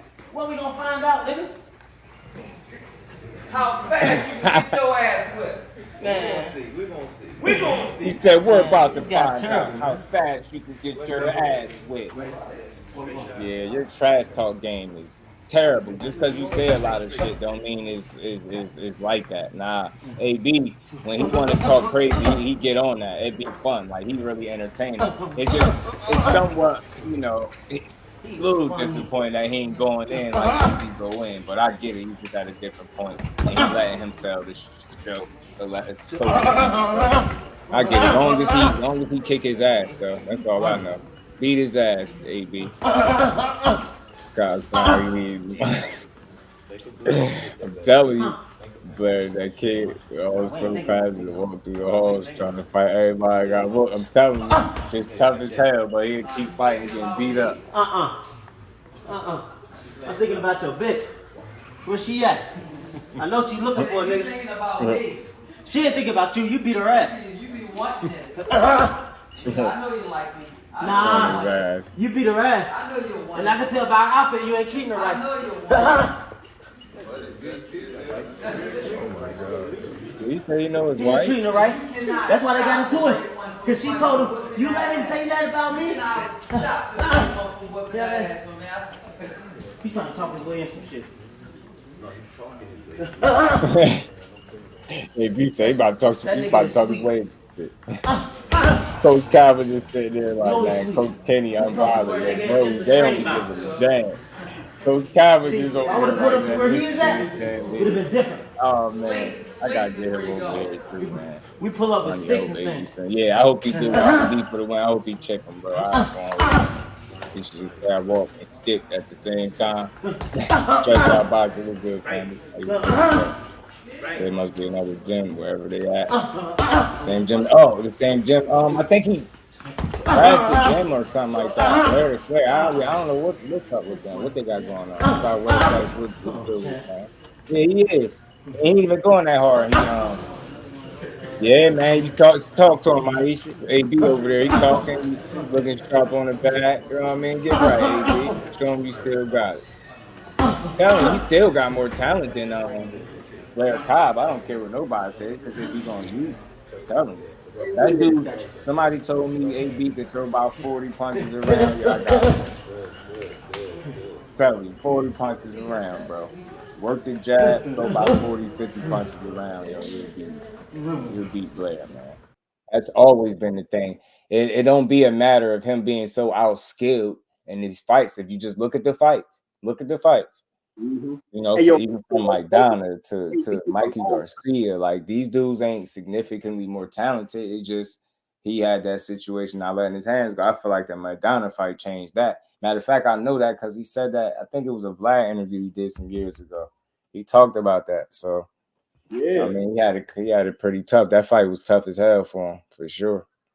But this the most I've seen AB have fun in camp in a long time. Yeah, you having fun. That's always a good thing to see somebody having fun. He ain't hands it to some good coaches. I ain't saying they're gonna fix and make everything perfect, but you'll know at least he gonna get some quality work. They care about him. They keeping a close eye on him. They gonna try to get him in the best position possible. Yep, he in the best hands. Mm-hmm. And hopefully, man, this dude, like I said, can go out there and win, man, because it ain't gonna be easy. You know what I mean? Just at what he been through. You know what I mean? It's gonna be tough. But like I said, to see that this dude's still hanging in there, man, I love to see it from AB, man. Still hanging in there, still trying to fight. AB going there and he beat Blair Cobbs. I'm going on Blair Cobbs' Instagram. I'm going in on his ass. Yeah, like he got Broner. He lost to Maidana, Sean Porter, Mikey Garcia, and it was Pacquiao. I think them the four. Let me pull up his resume. I think those are the 4 that he lost to. And had a draw with Jesse Vargas that I believe he should have won because the rounds he won more convincingly, in my opinion. I hated that fight being a draw. I think he beat Jesse. 35-4-1, and I ain't pick against him none of these times. So yeah, man, he put up 2 little wins since the Pacquiao fight, with Gervonta Santiago and then the lawyer dude. So he got to beat Blair Cobbs, man. They fighting. What weight are they fighting at? I think 147. Got to be 47. He going back up to 47. Damn. AB ain't no 47-pounder either, but hey. It is what it is. They fighting that welterweight. 47 might feel good to him too. Yeah, talking about his girl like that. You seen him? He threatened him with the stick talk. Man, he said, "Man, you pull up with sticks and stuff." I'm like, yo, this dude, man, AB still threatening him, but Blair Cobb too damn silly to catch any of it because he studied talking. Exactly. Can you show AB in the ring? What's that? Didn't Broner fight Jesse Vargas at 47? Or was that 40? I think it was 40. I think it was 40. I think so. I'm gonna double check. I think it was 40 though. Yeah, I think it was 40 because Vargas moved up. It could have been. Let me see. Could be wrong though. Let me double check it. Why is my Broner still got that killer instinct, son. Like, yeah, he just got, what I mean? Get them hands going. Yeah, you know what I'm saying? Vargas. Yeah, catch weight it looked like. Yeah, it was 140-ish because I see he came in 144. It's been a catch weight though. Because he still was fighting at 140. So this little extra weight probably feel good to him. I mean, it could. He ain't got to kill himself. Yeah, he can't. Yeah, Kansas City Mac, he ain't making no 140 no more. That's why them last couple fights was not at 140. He can't make it no more. He literally got to be at 47 now. So, and Blair Cobb already been a welterweight, but I think he can beat Blair Cobb, yo. Again, it's just he got to up the ante, bro. Telling you, 30, 40, 50 punches around, AB. Give you a good, because he's still accurate. He still got some snap to his punches. I seen him hurt the lawyer dude a little bit. You just got to, go for it, man. Just don't overthink in there. You know what I'm saying? Let them hands flow. You dig, AB? Let them hands flow, big dog. Big dog. Got to let them hands go. But it's good to see him back in the ring trying to do his thing, man. And like I said, it's good to see you in good hands with Coach Kenny and Coach Cal and Coach Kenny. It's good to see that, man. And, no better too. He could have been with, man. They rock with him, so that's a good thing. But man, moving on before we roll out, man. I don't know, man. Tank, man. Y'all see what y'all want? This dude, just a little video, bro. Dude ain't straight, man. I've been putting in that work. Great, man. He ain't focused taking this fight serious, dog. Only was good with the guy. That man out there doing that hard work, working with the youngins. He looks like he in the comedy man. Last time I saw him, he ain't looking focused what people been talking about either. Like I said, you got the preparation that's going into both these training camps got to be something different, bro. This is probably going to be one of the best fights of the year. Best cards too. Watch that man. The shit right there working with them youngins, man. So I like to see that shit from him, man. Fully focused, locked in. Despite any tweeting and stuff, you see the difference. Ryan was doing a lot of that stuff, floating around, wasn't nowhere in the vicinity to the trainers.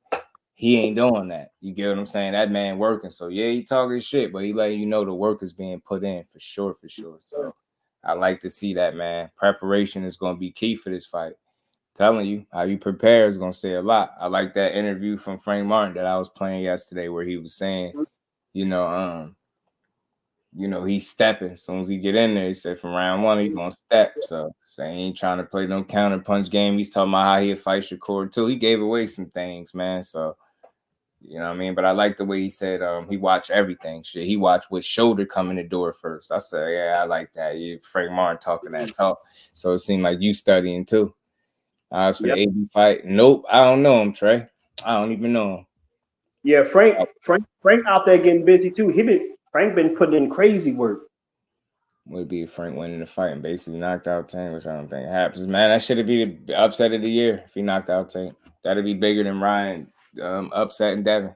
That'd be bigger than that because he's unproven, and it'd be something that people don't expect. The loss is one thing, but yeah, if he was to go in there and knock him out, that'd be the upset of the year, and people won't stop talking about it. That'd break the damn internet, and it'd be a lot of people rejoicing, talking about "I told you so." And that little code that these dudes be talking about, that shit gonna go out the window. Shit can go out the window if he lose, and you're gonna see just how people feel about that, man. So you hear people talking about they just glad what's his name, Devin lost, and people just don't like him. Man, let Tank lose, boy. You it's probably gonna be like something you've never seen before. The way the hate gonna be flying in. That hate gonna be flying left and right, bro. You gonna swear they hated that man. I'm trying to tell you something. Shit crazy. They already doing that shit now. I can't go against Frank. Man, my last time. Ain't nothing wrong with that. Frank is a legit fighter. It's a lot he can do in there. He can do several of those things at a high level. Just think like ultimately the problem that he runs into is the lack of experience. You know what I mean? Not being on the stage. Tank really coming into his own, being real comfortable, knowing who he is as a fighter, putting in the right work. He was just going through something. He was just locked up. You the first guy he fighting after that. You think he ain't got all eyes on him and something to prove? Is for that fight going to be sold out. The numbers going to be crazy. Man, the fight of this magnitude, we got to think, dude, you going from fighting Artem to Tank. So it's definitely a jump in skill, a gap in skill, you know what I'm saying? But again, everybody's in Frank Martin's position before you get that opportunity, and he getting his. So somebody else was saying they don't think the light's going to be too bright. I'm starting to think that's not going to be the case either. I think he's just a fighter, and he's going to go out there and fight. But I wonder if his mentality going to get him in trouble like that. Oh, I'm stepping from round one. Okay. I like that. I do like it because I remember the last guy, somebody over there in the same camp, he said the same thing from round one. He's stepping. Man, that got sticky. So let's see if you step, let's see what happens. But I think he trying to make Tank fight something that people don't do. So don't often do. Boxing Hacker was good. Damn, Derrick James would be coach of the year. Absolutely, bro. Right back again, Boxing Hacker, he would. I mean, it'd be a crazy upset. He coming off one over Ryan, over Devin. Unfortunately, Ryan muddied it up with his supplement taking ass or whatever he did. Osterine popping ass. From both of us are big fans of Virgil Cheese. I was training out. We think it would benefit him to bring DJ in this camp. I think he went back to Robert. I think Robert is perfect for he's perfect for Virgil. I mean, DJ is who he is, right? I think he can always add value to a fighter's, you know what I mean? Especially somebody with the attributes of Virgil Ortiz. Virgil Ortiz got pretty good speed, power, strong, come forward, and good body puncher. Like, yeah, I think it wouldn't be a bad look for him if he worked with him, but I think he fine right where he at because he got a dude that really, like I said, can get the most out of him, I think. And what's his name? Robert Garcia, Mr. Impossible. You think that 6-fight deal for Tank hinges on him beating Frank? I could say that could have an impact potentially, but at the same token, Mr. Empire, I feel like with him, like I don't think a loss would change everything for him. I think he'd still be the guy, right? I think you'll still proceed as normal, right? Still fight these dudes, and I hope that would be the case because just because you lose the one don't mean you shouldn't fight the next guy. But that is a good question, though, and I'm pretty sure that would have some impact on things, right? How you look. And I did hear some about the rematch clause. I'm not for sure. I thought I did hear it was a rematch clause in there, but I'm not for sure on that one. Boxing Hacker, appreciate you in the super chat. Said, not the hate for Devin Haney is 10 times will always be worse than the hate against Tank. The whole documentary is hating on Devin. I don't. That's the thing, bro. I think that Devin Haney was perceived as hate is just people that point things out that they see, that they, whatever, have an issue with. And I really genuinely Like let me say this: the people that typically get called Devin Haney haters from a day to day are people that support him. That documentary, to me, like I played it on the channel, we reacted to it a couple days ago, on Monday, I think it was. I don't think that person was hating, but I think they were making a case for why they felt like he's a cheater. So I don't know if you would call him a cheater, it might could fall in the category of some hate. But I think they was just highlighting a lot of shit we already knew. They just took their time putting that shit together. So I don't think it hated on them, but the message needed to be clear. I don't think you could force a guy to be a cheater. You know what I'm saying? Based on them, a rule that the sanctioning bodies are choosing for whatever reason, one reason or another, not to enforce. So I get you, but for me, a lot of the hate, like I've been called a Devin Haney hater, and that shit used to just like blow me. I was getting to a point I wasn't even going to talk about him no more. That's how annoyed I was getting with it. Like it. So for my money, most people that get called haters from day to day are people that support him, that actually buy his fights, that be picking him to win. So it's like a lot of times, like when they say you hate on them, they can't tell you what it is that you're hating on. They'll just say, well, you said he away, but it'll be something that's a fact that you said, but you'll just have an opinion that's different than one of his biggest supporters, and they'll deem you as a hater. Like if they stop calling everybody haters and they understood some people just criticize him the same way they do any other fighter, they'll understand he got more support than people realize. And we ain't never got a box again. Well, right. well. I already been getting these back, but now it's time for you to get your just due. Salute the boxing hacker. Appreciate you, fam. He said that interview old or recent got me nervous for Frank. Yeah, man. And when I played it, it was 2 weeks ago. So it seemed like they shot it before that and released it late, but we'll see. We will see. But yeah, man, that's how I feel about that. Like people like, for instance, somebody came in here and asked me, did the OG have something to do with the documentary? I would think hell no, because why would he put that on somebody else's channel? When I hear him get called haters, when people get up there and they click his link, they can't even tell him what he hating on.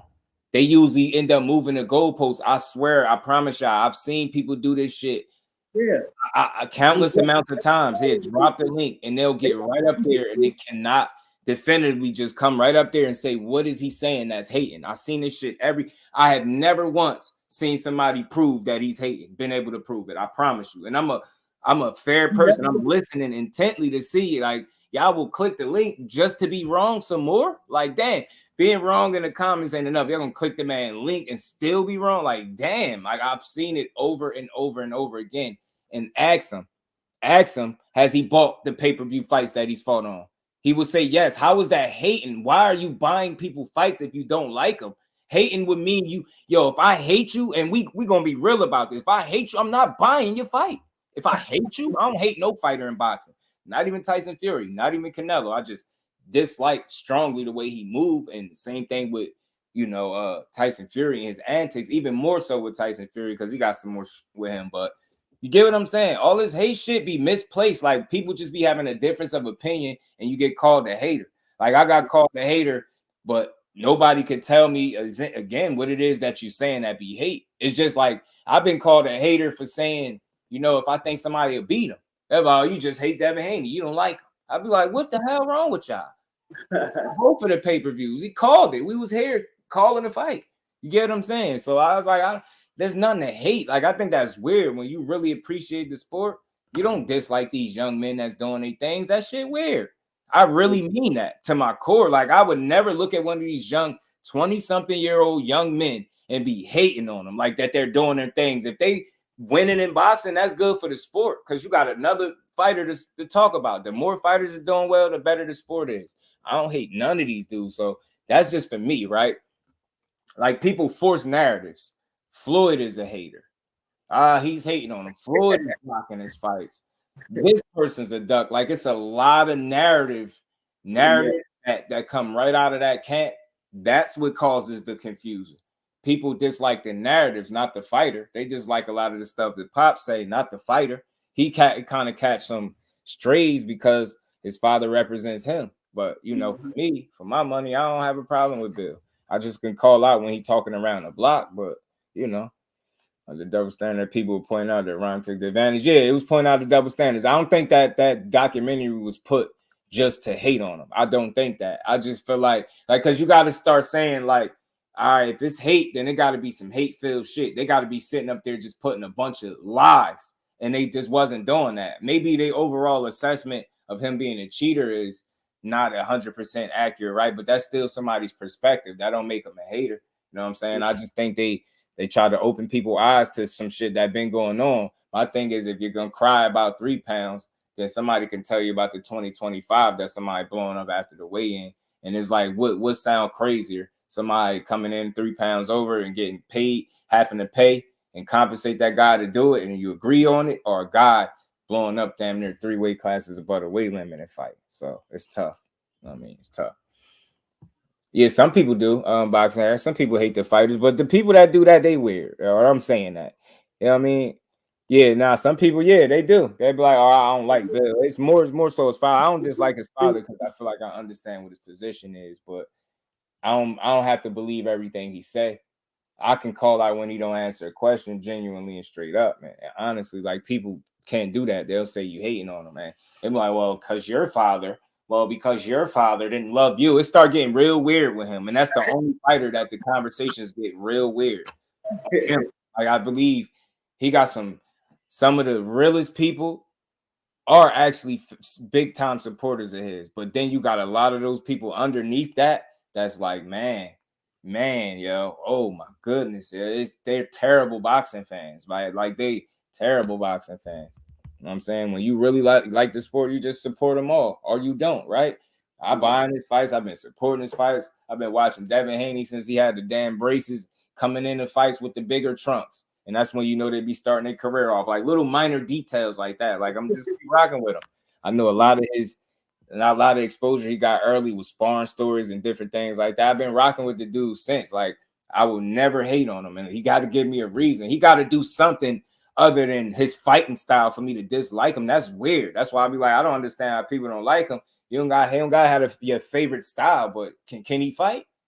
Is he at the top level? Like, is he some run-of-the-mill fighter? You get what I'm saying? Think about the percentage that he fits in terms of talent. He will be in the top tier, whether you like it or not. I always say that, so I'm going to always support him, but I ain't going to be, like no zombie to them narratives. Them shits get wild, and it be the most egregious shit you ever heard. Like the duck shit is out of hand, calling everybody a duck, and that shit it get played out because it's like you almost box yourself in to a degree, right? Because you if you're gonna call everybody of substance that can help you further your career in terms of a quality name and opponent on a resume, if you're gonna frame them as ducks and or say they scared, who do you have to fight? You get what I'm saying? So you got to be mindful with that. Like I hope after this situation with Ryan that he continues to chase the greatness. Like I seen him mentioning the pit bull fight. Hear people talking about that. Look, I ain't mad at that. That's a champion and a dangerous fight.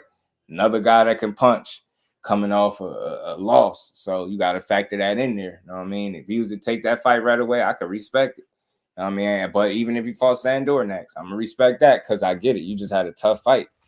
I mean, I don't expect you to go back and fight a killer, but if you do, respect to you, you know what I mean?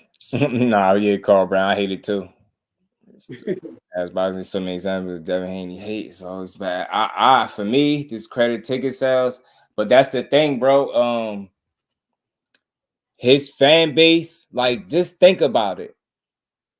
He has more people on YouTube that have channels and are supporters of him than any other fighter.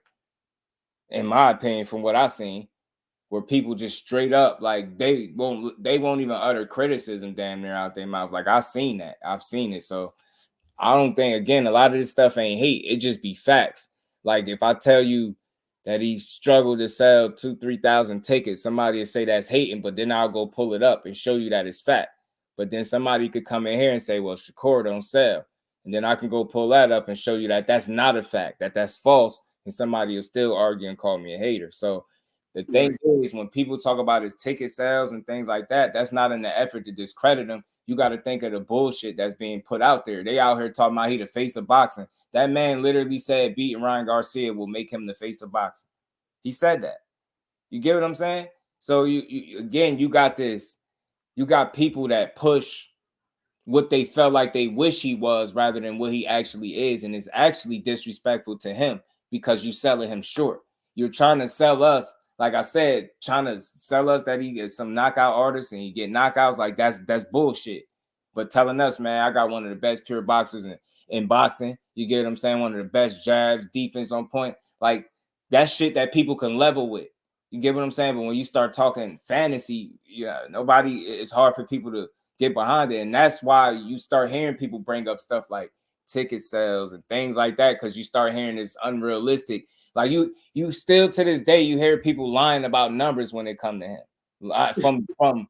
From percentage that he took to the money made, like it's all bullshit. Like the dude really said Shakur fighting him, Shakur would have made more money fighting him alone than he did in his whole career combined. But people don't grill that shit. So they put out a lot of bad information and false narratives that directly, I guess, shit on potential opponents of theirs. And fans of his don't question none of that shit, no matter how untrue it is. Like, person will come in here and, hey, he took 18% to fight Campbell. Then you can go look it up and you won't find that shit nowhere.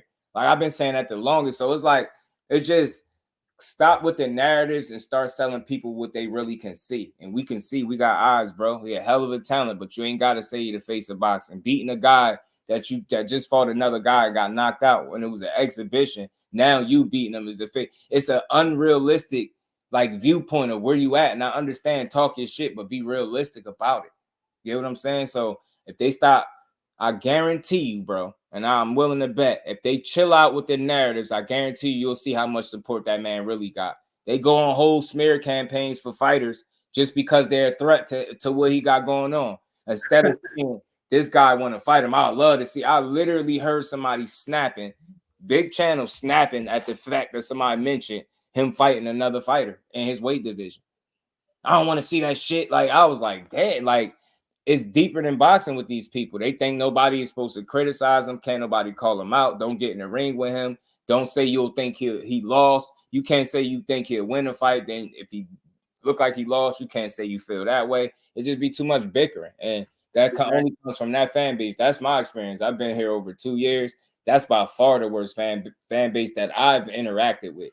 They're too emotional and they don't support. They're the most opinionated people in the chats all over YouTube, but they rarely support. I'm telling you, and the same thing go for him as a fighter. They don't support him. Yep. I got the Haney's fans. They receive, yeah. That's all I'm saying, Mr. In Pride. Ain't nobody, all that shit is not hate. It's kind of the shitstorm that you create with the narratives and the slander for years. You can't do that shit for years on anything. Ain't none of it gonna fall back on your face. That's like looking up in the air and spitting straight up and thinking, standing there and thinking it ain't gonna smack you in the face. Like, you get what I'm trying to say? Like, that's similar to that. So I think, and look, I'm willing to acknowledge most of that shit. I think is just honestly promotion. I do, but I think it's in bad taste sometimes when you go after fighters personally. LeVar Cooper in the building. What's good, LeVar? Good to see you in the building, bro. It take for you. It's about that 500,000 job. See, but that's the thing, Creole. He only would fall in a category like that because of the unreal viewpoint that they force feed down our throats of what he is. Like that pretty boy Floyd comparing all that shit, beating up for, like, it's just too much.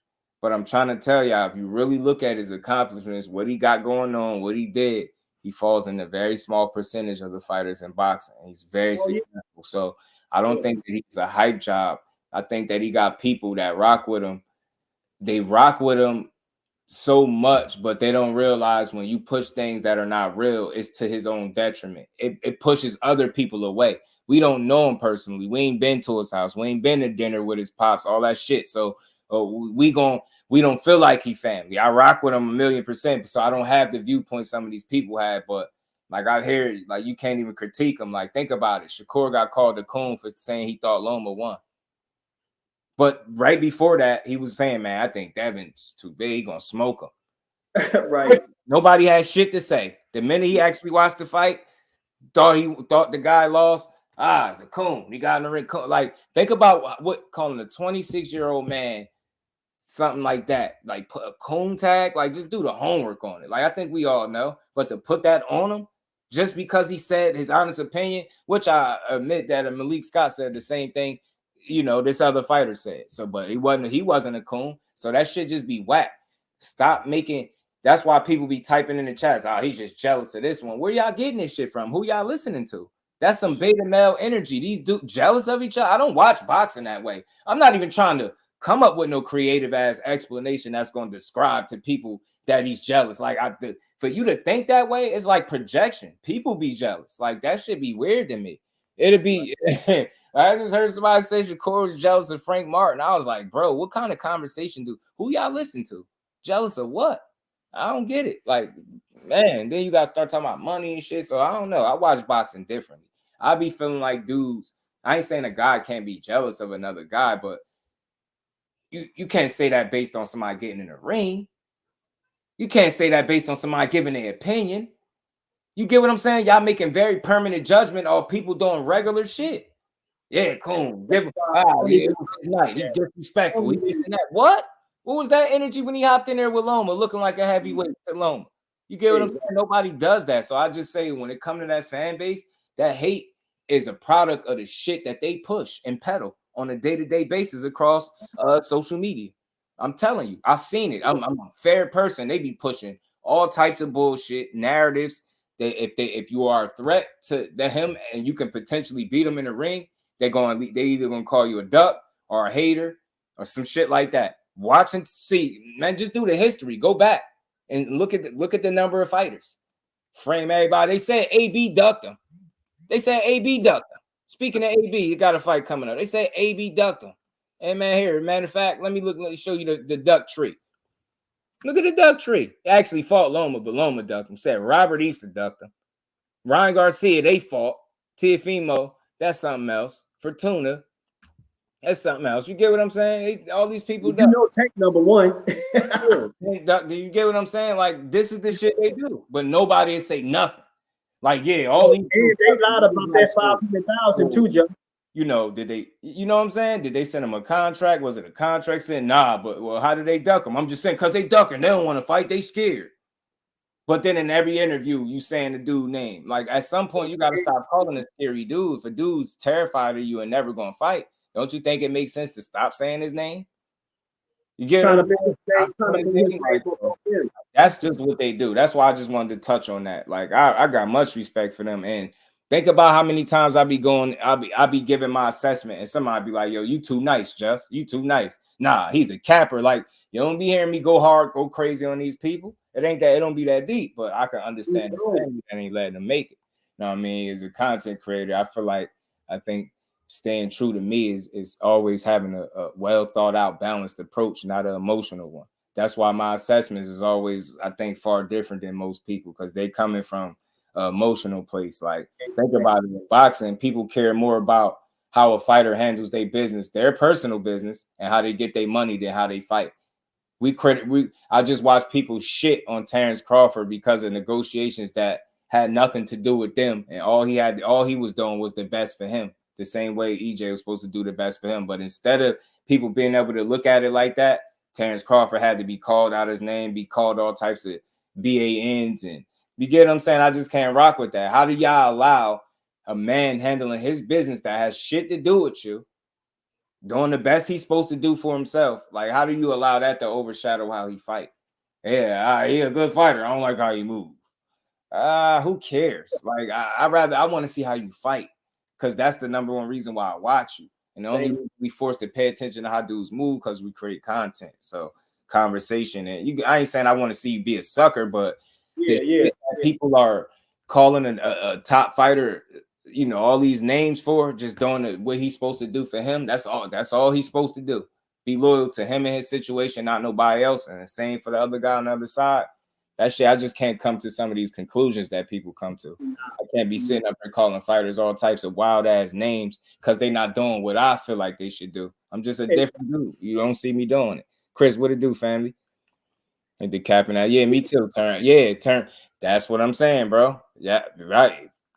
Every time, bro. And I just gotta explain it to him that Cal, that's where that hate come from. Y'all created with the forcing him in conversations that he don't belong, or just having, you know, this wild energy for everybody that could be a threat to him, and being cool with that shit. Like, it's wild to me.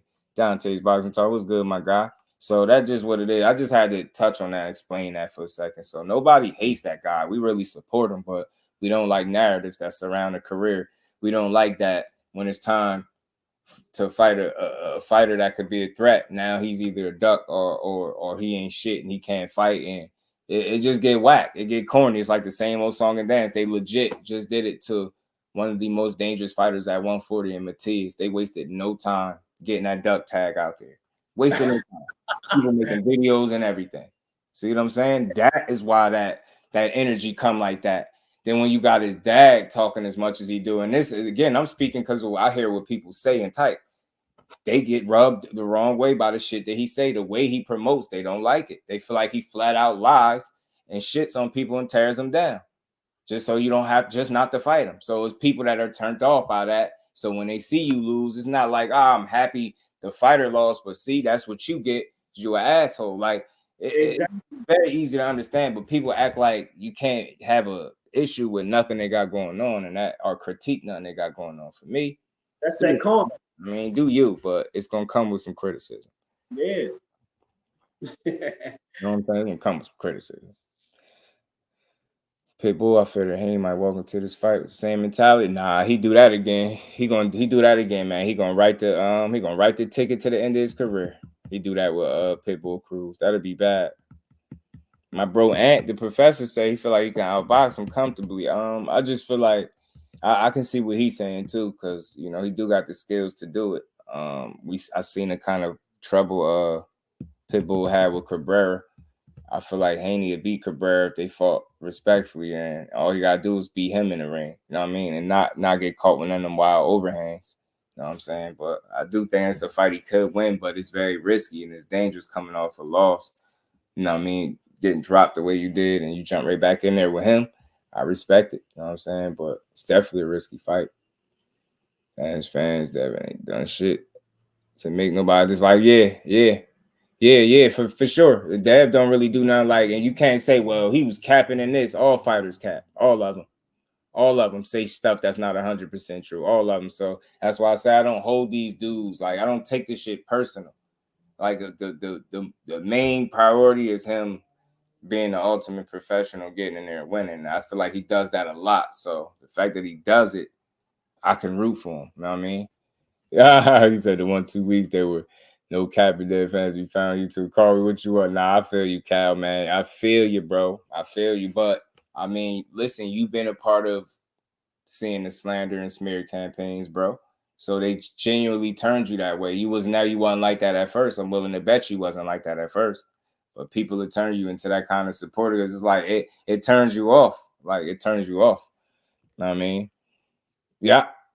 Nah, all facts. Aisha, support groups, that shit crazy. And then it's like, bro, I had that support for all the fighters, you know what I'm saying? But salute to him. Hope he keep doing his thing. I'm gonna keep supporting him. Let's see what he got next, man. But before we get out of here, we're gonna talk about, man, a little briefly, man. I gotta touch on my boy Wild, man. Damn, I don't like the way that's saying. I gotta talk about my boy Wilder for a second. What you think, Gus? Huh? What you think? Tough fight, definitely a tough fight for Wilder. He gotta be back. He gotta be back. Like I got a little short clip I'm gonna play. It's like 30 seconds. Let's see what he had to say. You know, jabs, using lateral movement, and you know, doing what I do best. You know, coming with the right hand. Now I feel like if I connect with anyone with the right hand, it's gonna be devastating. It'll be a knockout. So, I would have to strategize to get him. But one thing about it, he's a southpaw, and I love southpaws. And I'm always coming to give people what they want to see as a heavyweight, and that's the knockout. You know what I'm saying? So look, he said the Savage is back in him. He said he coming to smoke some shit, man. So he coming to beat some ass, man. I know he said this before. But I'm going to say this, bro. Heavyweights age differently. I know he ain't no spring chicken. He ain't got to be. They age differently. look, he believe in Malik Scott. I ain't demanding that he change the trainer because I believe they got something going on and he trusts them. So I feel like that's pivotal in terms of this boxing game and being with somebody. You got to be able to trust them. So I think his trust in Malik Scott's belief in him is real. He ain't going nowhere else. I think he's gonna ride till the wheels fall off with him. And I think that's just really what it is. I think that's where he's going with it. For me, another tough fight. He coming off a loss. Maybe he's motivated again. I hope so. I hope he hear everything people saying, like, yo, he ain't ready. I mean, he ain't got the killer instinct. He washed up. That's just it. He gonna mess around and get knocked out. I just hope that he proves these people wrong. I hope he do find that hunger he need to be. Because, again, that's what separated Wilder in boxing. That's what made him a bit different from the guys that he was fighting, right? The fact that he believed in himself, right? Self-belief was crazy. Like I said, for him to be down the way he was in that second Luis Ortiz fight and still had the confidence to say, hey, man, I'm going to keep pushing until I create this shot, get this opening, and get him out of here. Like, his belief, it just makes him something different, yo. So while people continue to doubt him, he believe in himself. And that's all he need to for this fight. Believe in himself. And he needs, I hate to say it, but he kind of had to adopt that ability. I mean, that mentality. I want a body on my record. Sorry to say it, hate to say it, Job, but it's part of him. I think he need that, yo. I think he need to have that mentality. Yeah, I want a body on my record. Not the guy that after he stretched Hellenius and sent him to the shadow realm, he in the post-fight pressure. Not that guy, and that's no slight to him, but just being so compassionate, that's not Wilder, right? And I ain't saying who he is, like I know, I'm just saying the fighter, what made him different, he didn't give a damn, bro. If you was gonna get stretched, you was gonna get stretched. Like, right. You remember, they try to make it a big deal. He said, I want a body on my record. Nah, for real, I want a body. I said, damn, I love it. Love it, but it's wild, but I love it, man. So, I mean, look, you got a tough fight. All these fights gonna be tough. Zhang could punch. He is southpaw. Wilder said he loves southpaws. He threw them straight punches too. Zhang got some issues with the gas tank. His gas tank ain't a hundo, as they put it. Gas tank ain't 100. So I think the longer the fight goes, it actually playing Wilder's favor. I think if he executes the game plan, man, I think he can get a knockout. Zhang ain't hard to find in the ring. He not no fleet-footed guy. He not no some defensive wizard or nothing like that. He's there to be hit. He gets hit. So you've seen his last fight. I mean, he took a loss. So like, it's funny how they'll only bring up Wilder's shortcomings in his loss. They ain't gonna bring up the fact that Zhang coming off a loss too. So look, they both got something to prove. I know Wilder looked like less of himself the last time we seen him, but man, people, you gotta think of how many times we seen him look like that. That'd be the first time. You can't even say, not even in the Fury fights. You get what I'm saying? So it happens, bro. You had bad nights. I believe he did have a bad night. I believe he was removed off of just that shit he was talking about and not just being a guy that wanted to hurt people no more like that. And he got to have that killer instinct. If that killer instinct is not present, it's going to be tough for him to win moving forward. You get what I'm saying? It's going to be very tough for him to win. He needs to be Wilder. Like, you get what I'm saying? You need that bomb squad energy, that I want a body on my record. Like, you need that. I'm sorry you do, though. You know what I'm saying? So as long as he thinking like that, I think he'll be okay, man. I think he'll give himself a good chance to win, bro. Zhang is from Jersey. Salute to him. Or he repping Jersey. Yeah, in Bloomfield or something, but they're back on his Lawrence Taylor shit. That's what I'm saying. 12, he need to stretch his ass. He said he back. He said he hungry again. So I hope that's him. I'm gonna just take him on his word. I'm gonna say if there's anybody that could find a way to pull it off and be successful after having a bad night, it's him. Think about it. Dudes be having to be perfect for damn near a whole fight. He only got to be perfect for a couple seconds. Think about it. He only need to be bomb squad for a couple seconds. Perfect seconds. You get what I'm saying? And generate that type of knockout. And he'd be cooking with grease. They'd be having to shut up, eat crow, and they had to put some respect on his name. But nothing against Zhang. I'm rooting for Wilder for obvious reasons. I feel like he got a raw deal. I felt like they Great White hoped him. I'm not even going to elaborate on that. They Great White hoped him. I don't care what nobody say. I really wholeheartedly in my heart believe that. The sport dirty as hell. If you just look at the guy that he finally lost to, if you see his connections to somebody that's dirty as hell, filthy as hell, it's so much information out about that particular fighter and his dealings with somebody to ignore it all and say it ain't nothing funny going on over there. So they definitely Great White hoped him. People turned their back on him. They shitted on him. I ain't never seen no floppy ass gloves like that, and I still ain't seen it to this day. That shit still to this day, that can make me mad. Yeah, that could literally like piss me off and make me just like you got people trying to justify it. Well, have at it. All I'm gonna say is facts are facts. If nothing was wrong with his gloves, why would he be willing to pay thousands of dollars to get a photographer to remove the photos that people already screenshot and had anyway? Why? If you can't answer that question, you gotta shut up. It's something faulty about them gloves. How come we never seen that shit again? Damn sure ain't see it for no Francis Ngannou. You ain't never seen no shit like that. The dude was in the corner telling Ricky Hatton to pull his glove up. You can't make this stuff up. The same guy got caught before the fight when he was fighting Christian Hammer, and the referee stopped the fight, delayed the fight, and made him re-wrap because he had something going on with one of his gloves. But it's like the dude get caught cheating, and we still be like, I need proof, bro. I need proof. Man, go look. Anybody that didn't see it, go type in Nicholas Asbury and watch them videos of him showing you how the man removed padding out the gloves and sparring. Yep. Talking about they wanted him to have more confidence in his right hand. Like, you're playing with somebody's livelihood, bro. I ain't seen a Nicholas Asbury fight since then. I don't even know what happened. But them videos still up, though. Out here talking about he possibly putting egg whites in the gloves. He's showing you the padding in the gloves pushing in like a damn sofa when it's worn in. You get what I'm saying? No gloves supposed to do that. And they're gonna sit here and keep talking about I need proof, just no, I need proof. You're gonna call I need proof.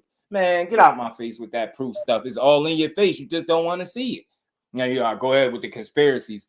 Look it up. You can really find a lot of access to this information, all the way to him taunting somebody, being in the guy's neighborhood. Like, he was doing a lot of crooked like shit that people just he wasn't doing nothing to see here. He ain't cheat. Now, all right, okay. They Great White hope my man Wilder, and I'm gonna forever rock with him for that. That man was the closest thing to a created player in real life, and he's tried to ruin it. He's still here. That's why I say I'm going down with this shit. Win, lose, or draw, I don't give a damn. I'm gonna always rock with him, and there ain't no fanboy shit. It's because why? What reason did he give me not to rock with him and support him?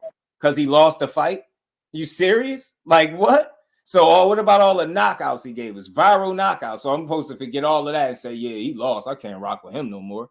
Man, I ain't never seen. Type in his name, Aisha. It's Nicholas Asbury, and type in about the gloves, or just type his name in. There, it'll pull right up. I think it should be like 1 or 2 videos with him still up, showing you that this dude removed padding out the gloves and sparring. Nobody has shit to say. He was making his rounds. He was like, why you think they ain't trying to sue me? They ain't coming after me because they know I'm telling the truth. He had a whole story. He said this dude don't got power like that. Said he boxed him one day. Next time he boxed him, he like, power's still relatively the same, but he said he went to like shoot a shot and he partially slipped it. I think it hit him on the forehead and he heard like a ding and he was like, what? He was like, damn, that was a little different. Like the impact on the punch was just a little different. Like he went over there and picked them gloves up and seen that them shits had padding removed from it and all that. He said he started spazzing out. Tyson Fury was cool about it. He said his people was trying to tell him to calm down and chill out because he was bugging. He said they just wanted him to have more confidence in his right hand. He was going off on that dude. Said they had him around in camp. They ain't feed him all day. They wasn't letting him know exactly when they was going to spar. They was doing messed up shit to him. And it's like, you playing with his life, yo. Or they play with that man's life. Nicholas Asbury. Type that joint in there to come right up. Them videos still up, but somebody be like, where is he now? They ask all the wrong questions. No, ask why he never came out and disproved any of this. So somebody gonna just wake up out of nowhere and just gonna pick Tyson Fury to lie about. Detail. He got details about it. Like, come on, man. That shit, once I seen that, I said all bets is off. That dude is willing to go a bit further than the typical guy. Just like, and then another thing how I know it was something funny with the flopping gloves, because it's a taught tactic, bro. I forgot the name of the gym. It's one of the gyms that he started out. I don't know if he still frequent the gym, but it's a gym that teaches that tactic. I learned that from a boxer that got firsthand knowledge that they got a gym where they was teaching you because you can do more damage. I think they were saying like with that part of your hand than the actual punch. They was breaking it down. You had all types of people coming out trying to disprove it, and you had some people proving it. So I don't know, man. He's just a big cheating ass dude. They Great White Hope, Deontay Wilder, they can be as mad as they want. I don't give a damn. I know what I just seen. That man was looking unbeatable. So you had to go, man was sleep on the canvas. You had to give him a phantom count. And then that wasn't enough. You doubled back and did it again in the last fight. You can't make this shit up. You get him at another long count. You cannot make this shit up, bro. I don't want to hear none of that. So when they tell me, take his loss and, move on, man, miss me with that shit. Because he was sleep. If that was the case, if he was allowed to wake up from the dead, then Danny Jacobs, the knockout loss that's on his record from Dimitri Pirog, should be removed. He should have been allowed to get up. Please go Google that fight if you've never seen Dimitri Pirog knock out Danny Jacobs. He dropped him, right? He was laying down. It looked like he was trying to gather himself before he jumped up real quick. The dude went to try to get up. The referee kind of like pushed him back down, like, nah, it's over. He's like, yo, I'm good, ref. You can hear him talking to the referee. I'm like, yo, what? But Fury can go to sleep. He can physically visit the shadow realm in the sunken place in everybody's face, and you allow him the opportunity to wake back up. Wow, bro. I don't want to hear nothing after that point. Man, I don't want to hear nothing after that point. That was a loss. Wilder knocked him out in two fights. Man, if you ain't give it to him the first time, you damn sure should have gave it to him in the last one. Took victories from that dude, them long ass counts. I ain't crazy. Salute to Andre Ward for keeping it a buck. Said, man, them long ass counts that he getting, bro. That boy's big, man. They Great White Hope Wilder. I'm always gonna rock with him. I ain't even about the win or the loss. I could care less. You know what I mean? He for his people. A selfless dude, man, and I could rock with him, man. At the end of the day, he could have been walked away from boxing after them trilogies, man. He decided to give it another run, and I'm rocking with it. Bone break dancer. I'm telling you, bro. I'm telling you, wrist turning 90 degrees as he punched was amazing. You get what I'm saying, Cal? And they explaining it to me. They can, you know what they try to do? They try to pull up some 50s or 60s footage talking about, yeah, you see their glove, man. I say, yo, don't do that. Y'all about to go to some footage from years ago where you wasn't even born trying to see his gloves. No, I don't see nobody gloves do what Tyson Fury's did. No, I didn't see that. And while he was stretched on the ground, look at the glove. You tell me his hand was all the way in it? Look at the part where the laces is at. The opening, you can see the hand. You really can't make this shit up, which is why, along with the knuckle prints in the gloves, which is why he would even pay a photographer to remove photos. Once I started hearing all that shit, and then you go to look for it and you can't find it, and they still, I need proof. I need proof. Nicholas Asbury videos ain't enough. The Christian Hammer fight ain't enough. The floppy gloves ain't enough. The dudes removing padding out the sparring gloves is not enough. You still need more proof. The dent in Deontay. Imagine the irony. I said this before. The hardest puncher, or the hardest puncher of this era, having a dent in his head by a non-puncher, and nobody having a solitary question about it. No, by a dude that wasn't known to be no big puncher. You can't make this shit up. Nobody got no questions. I really had somebody come in here and said, yeah, you really think Wilder got a dent in his head? Yo, I wanted to cyber choke. I wanted to cyber choke him, bro. Wanted to cyber, like, what Wilder are you watching? He didn't create the shit is in his head, bro. That should disturb you that happened in a fight. Hard as he punching people. He got the right hand given from God himself, and he ain't punched no dent in nobody. But this big goofy, out of shape, knock-knee, melted snowman could get in the ring, and all of a sudden he could punch dents in people's head. Nobody, I hit that hard. My hand is, I'm a gypsy. Yeah, whatever. You a cheater. You a cheater. You a big goofy ass cheater, and you was in bed with the right people that helped you get away with it. Get your ass out of here. Nah, I don't like the shit he pulled up with him. You can't find another fight where his gloves was doing that with all this controversy. They know what the hell they was doing. Big goofy ass cheating ass dude. The powers that be helped that man cheat. Straight like that. Straight like that. Yeah, the towel on the camera in the back room. Come on, bro. Damn, yo. It never. And then it's gamesmanship, Fury. It ain't gamesmanship. This is big cheating ass. He cheating right in y'all face and y'all cool with it. Yeah, it's Fury. He's a character. He ain't a character. You goofy. And you like it, man. So I'm always gonna rock with a guy that did it the right way. You know what I'm saying? Imagine if he just popped hot and said he had boar nuts or something like that. They'd laugh him out of boxing. And they would bring it up every single time he fought. Every single time, bro. Hell with that, man. Nah. Get that man his just due. And they just had a conversation about how thin his resume is too, Fury. And I say this all the time, for as much as people shit on Wilder, what's Fury best win? What's his best win? Because he ain't beat Usyk. What wins does his career live off? And you name me another win on his resume outside of Deontay Wilder that people really care about and talk about. Name it. Name it. Name it. They always talk about Wilder. He ain't fought this one and that one. He ain't ducked shit either.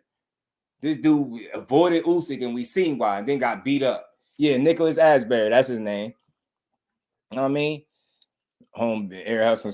Salute to Big Dre. Appreciate you, bro. Yeah, Nicholas Asbury. That's the videos online that show you that he was cheating. I mean, that Tyson Fury did some foul stuff to him. Hello to go. Do you mean he had the foreign object? Well, the dude Nicholas Asbury was saying he might have had like an egg weight in the glove because he felt like a ding when he hit him. And then they said to him something about the temple shot. Like people don't never recover from the temple shot. I'm telling you. And then look at where the dent at in Wilder, man. Wilder's head, yeah. Bro, you gonna make this shit up. I'll punch one of them out. But they could get on national television. They could get on TV and headbutt teenagers because he looked like a teenager. I'm probably exaggerating. That dude look young as hell. He probably a grown man. But they got Fury pops out here headbutting people. Man, get them out of boxing, bro. Get them out of here, bro. Get them dudes out of here. Yeah, they fake as hell. Big cheating ass dudes, man. He in there with a damn mob boss. And you know, they still, I need proof, Just. I need proof. Like, what? What? Where are y'all watching? What are y'all watching? Like, y'all not paying attention? Man, I get it. Some people feel like, Wilder just got to take his loss. Well, I ain't got to believe that everything was on the up and up because it didn't look like it. That's all. Don't tell me. So you telling me out of all of this, I got to accept all of this and the long counts? Both of them? Nah, man, hell nah. I ain't going like that, man. I'm going to be pissed off about something, bro. Nah, y'all got me effed up. You mean you could take 4 Wilder right hands and at no point nobody else is taking 2 of them joints getting up? But this big goofy knock knee cheating, got the worst body type you could have as a boxer. Bro, that dude is the opposite of what you're supposed to look like as a fighter. And look at how they was trying to build him as the best heavyweight in boxing. And look what they had, the limits they had to go through to try to make their case. Because outside of Wilder, the guy that can't box and only got a right hand, he ain't beat nobody else that people even care about. That should tell you what people really know about Wilder. Ain't what they think, is what they know. That regardless of whatever you say he is not, he done beat the odds 10 times over. And you mad. People just be mad. He can't box. Yeah, he got a medal. And he got here 10 title defenses. Name me, where Fury 10 title defenses. They don't even ask that shit because they don't care. Where his 10 title? Oops, he got beat up by a little middleweight, didn't he? Get your ass out of here, man. That's what happened, big cheating ass. That let me know you cheated, my guy, man. He stopped. You cheated, my guy. While that knots in his head, forehead. You get what I'm saying? Damage where you never had it, man. Got that Michelin man look foul. Yeah, knock knee dude, bro. He got them damn. I don't know, man. He like a damn. Man. Yeah, I just don't. He got a poor build, bro. He like a melted snowman, like a disintegrating snowman. I'm telling you. Speed knots with gloves on. Yeah, you could get speed knots with gloves on. But I'll say this: I feel like the damage that was done was suspect. Like, look. Put it like this, right? The gloves that Maidana used for AB, if those shits was on the up and up, Floyd would allow those gloves too. That's something that go over people's heads because they're like, nah, he just beat AB ass. Yeah, okay. I ain't never see AB jaw look like that ever in another fight again. I ain't never see nobody do that to him. Same glove. He like, man, them same gloves you wore against Broner, man. Floyd said, man, I'm patting them gloves, man. I fought 1,000 times. He ain't putting them shits on fighting me. I mean, dudes be cheating at the end of the day. I mean, Deontay Wilder on the heavyweight. Yeah, facts. And it is. Yeah, the long count, Andrew Gray. Facts, bro. What'd you say, Judah? No, I said that these motherfuckers are cheating and won't have no shame about it. Nah, they don't even care. They don't even care. And pardon me, I was flapping my guns, man. I got pissed off a little bit, but with that Wilder stuff, that should be pissing me off, man. Yeah, Nicholas Asbury. I think it's Asberry. His name is last name. But if you type it in, Nicholas Asbury, it's gonna come up because it's only him. You know, no, I think it's BU. Videos. They from some years ago too. So yeah, my bad. There we go. Burry. Yeah, Asbury. Appreciate you, Bole. Much love, bro. Appreciate that. Y'all make sure y'all smash the like button, sub to the channel. If y'all have to, remind me to Killer Clowns from Outer Space. Cal, what you know about that, Cal? You know about that classic Killer Clowns? Nah, for real, big goofy clumsy body ass dude.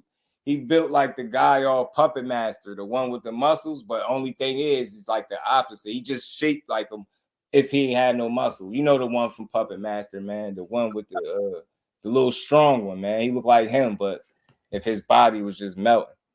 And then by that is the hypocrisy of Tim Bradley. First he accused Tank of weight draining Ryan, then he accused Ryan of 3 pounds. Yeah.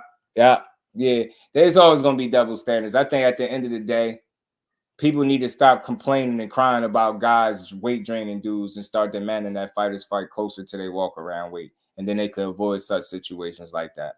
Get what I'm saying? And the fact of the matter is, I really hate the argument, because if people really want what Tank got, you know your bag is going to be worth it. I'm going to sacrifice. I'm going to make 135 pounds, and I'm going to rehydrate to whatever I want, the same way Frank Martin about to do. You know what I'm saying? Frank Martin, salute to him for being a real one, actually being in a weight class and accepting the challenge and stepping to it.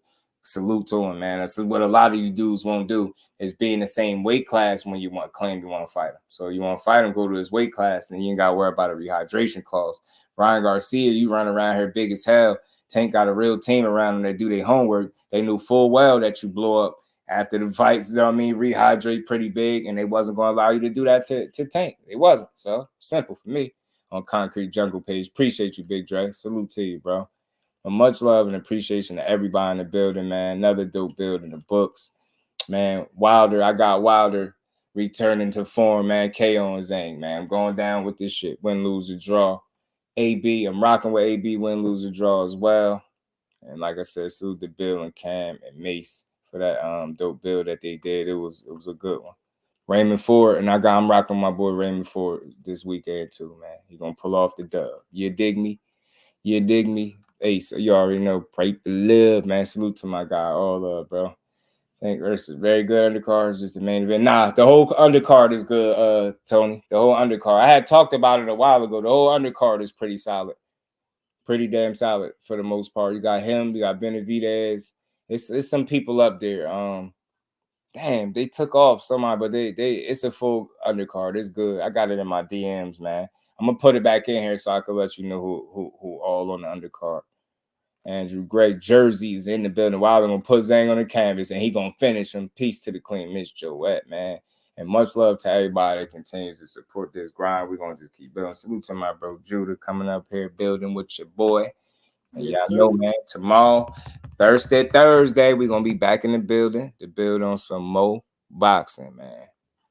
Lewis 45 Hundo, what it do, fam?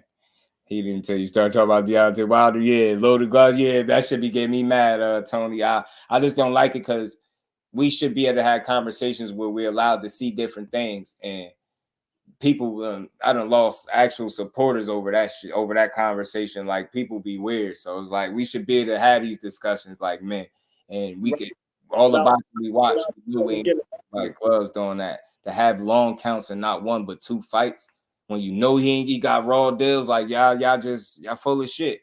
To do something once, all right, but twice, no coincidence. Like my bro Cal said, I don't believe in them shits anyway. That's mad, bro. Y'all cheated.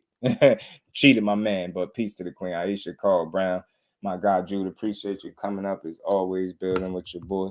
Salute to everybody, man. Y'all make sure y'all enjoy the rest of y'all good Wednesday. Don't mess with Texas, my guy. And man, we just gonna keep building, y'all, one brick at a time. And salute to everybody that's a part of this 9K, man. We hit 9K yesterday, and we on our way to 10. So let's run up this next 1,000. You know, we gonna keep building. Yeah, it was crazy, bro. So. You know what I mean? Let them have at it. But over here, we gonna always speak what's real. You know what I mean? We don't care how nobody feel about it. Marquis, peace, family. Oh, does he have a channel? Yeah, it was crazy, man. But salute to Andrew Gray and the rest of the family, the queens, the kings in the chat, man. Much love to y'all, man. Let me make sure I played. Yeah, I did. All right, back. So with that, man, I will catch y'all on the next one. I'm gonna leave y'all with this little video. Wow. Thank you very much for being here for what I truly believe will be the changing of the guard of Mexican boxing from Canelo Alvarez to Jaime Munguia. To be clear, I have nothing but respect for Canelo Alvarez as a fighter. He has spent much of the last 2 months insulting me rather than promoting this fight. Yes, I have faced a lot of challenges in my life. Yes, I've been to rehab several times. Golden Boy built Canelo Alvarez, period. The company you fought under for decades has always had one name, and it's mine. So put some respect on it. Tienen que escribirle lo que tiene que decir este pinche maricón, cabrón. Tú no escribes nada, cabrón. Calm down. Just relax. I mean, the guy's an absolute unprofessional. He's a scumbag. And Canelo failed 2 drug tests? Relax. He's swing freeze. Yeah. He's a f***ing asshole. That's what I say. He's a f***ing asshole. He tried to keep the attention for him, not for Munguia. He's a f***ing asshole. He steals his fighters. That's what he do.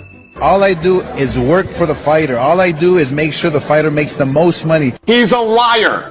Him saying that I steal from a fighter, that's defamation. I don't like that. Don't be a scumbag and try to sue him now.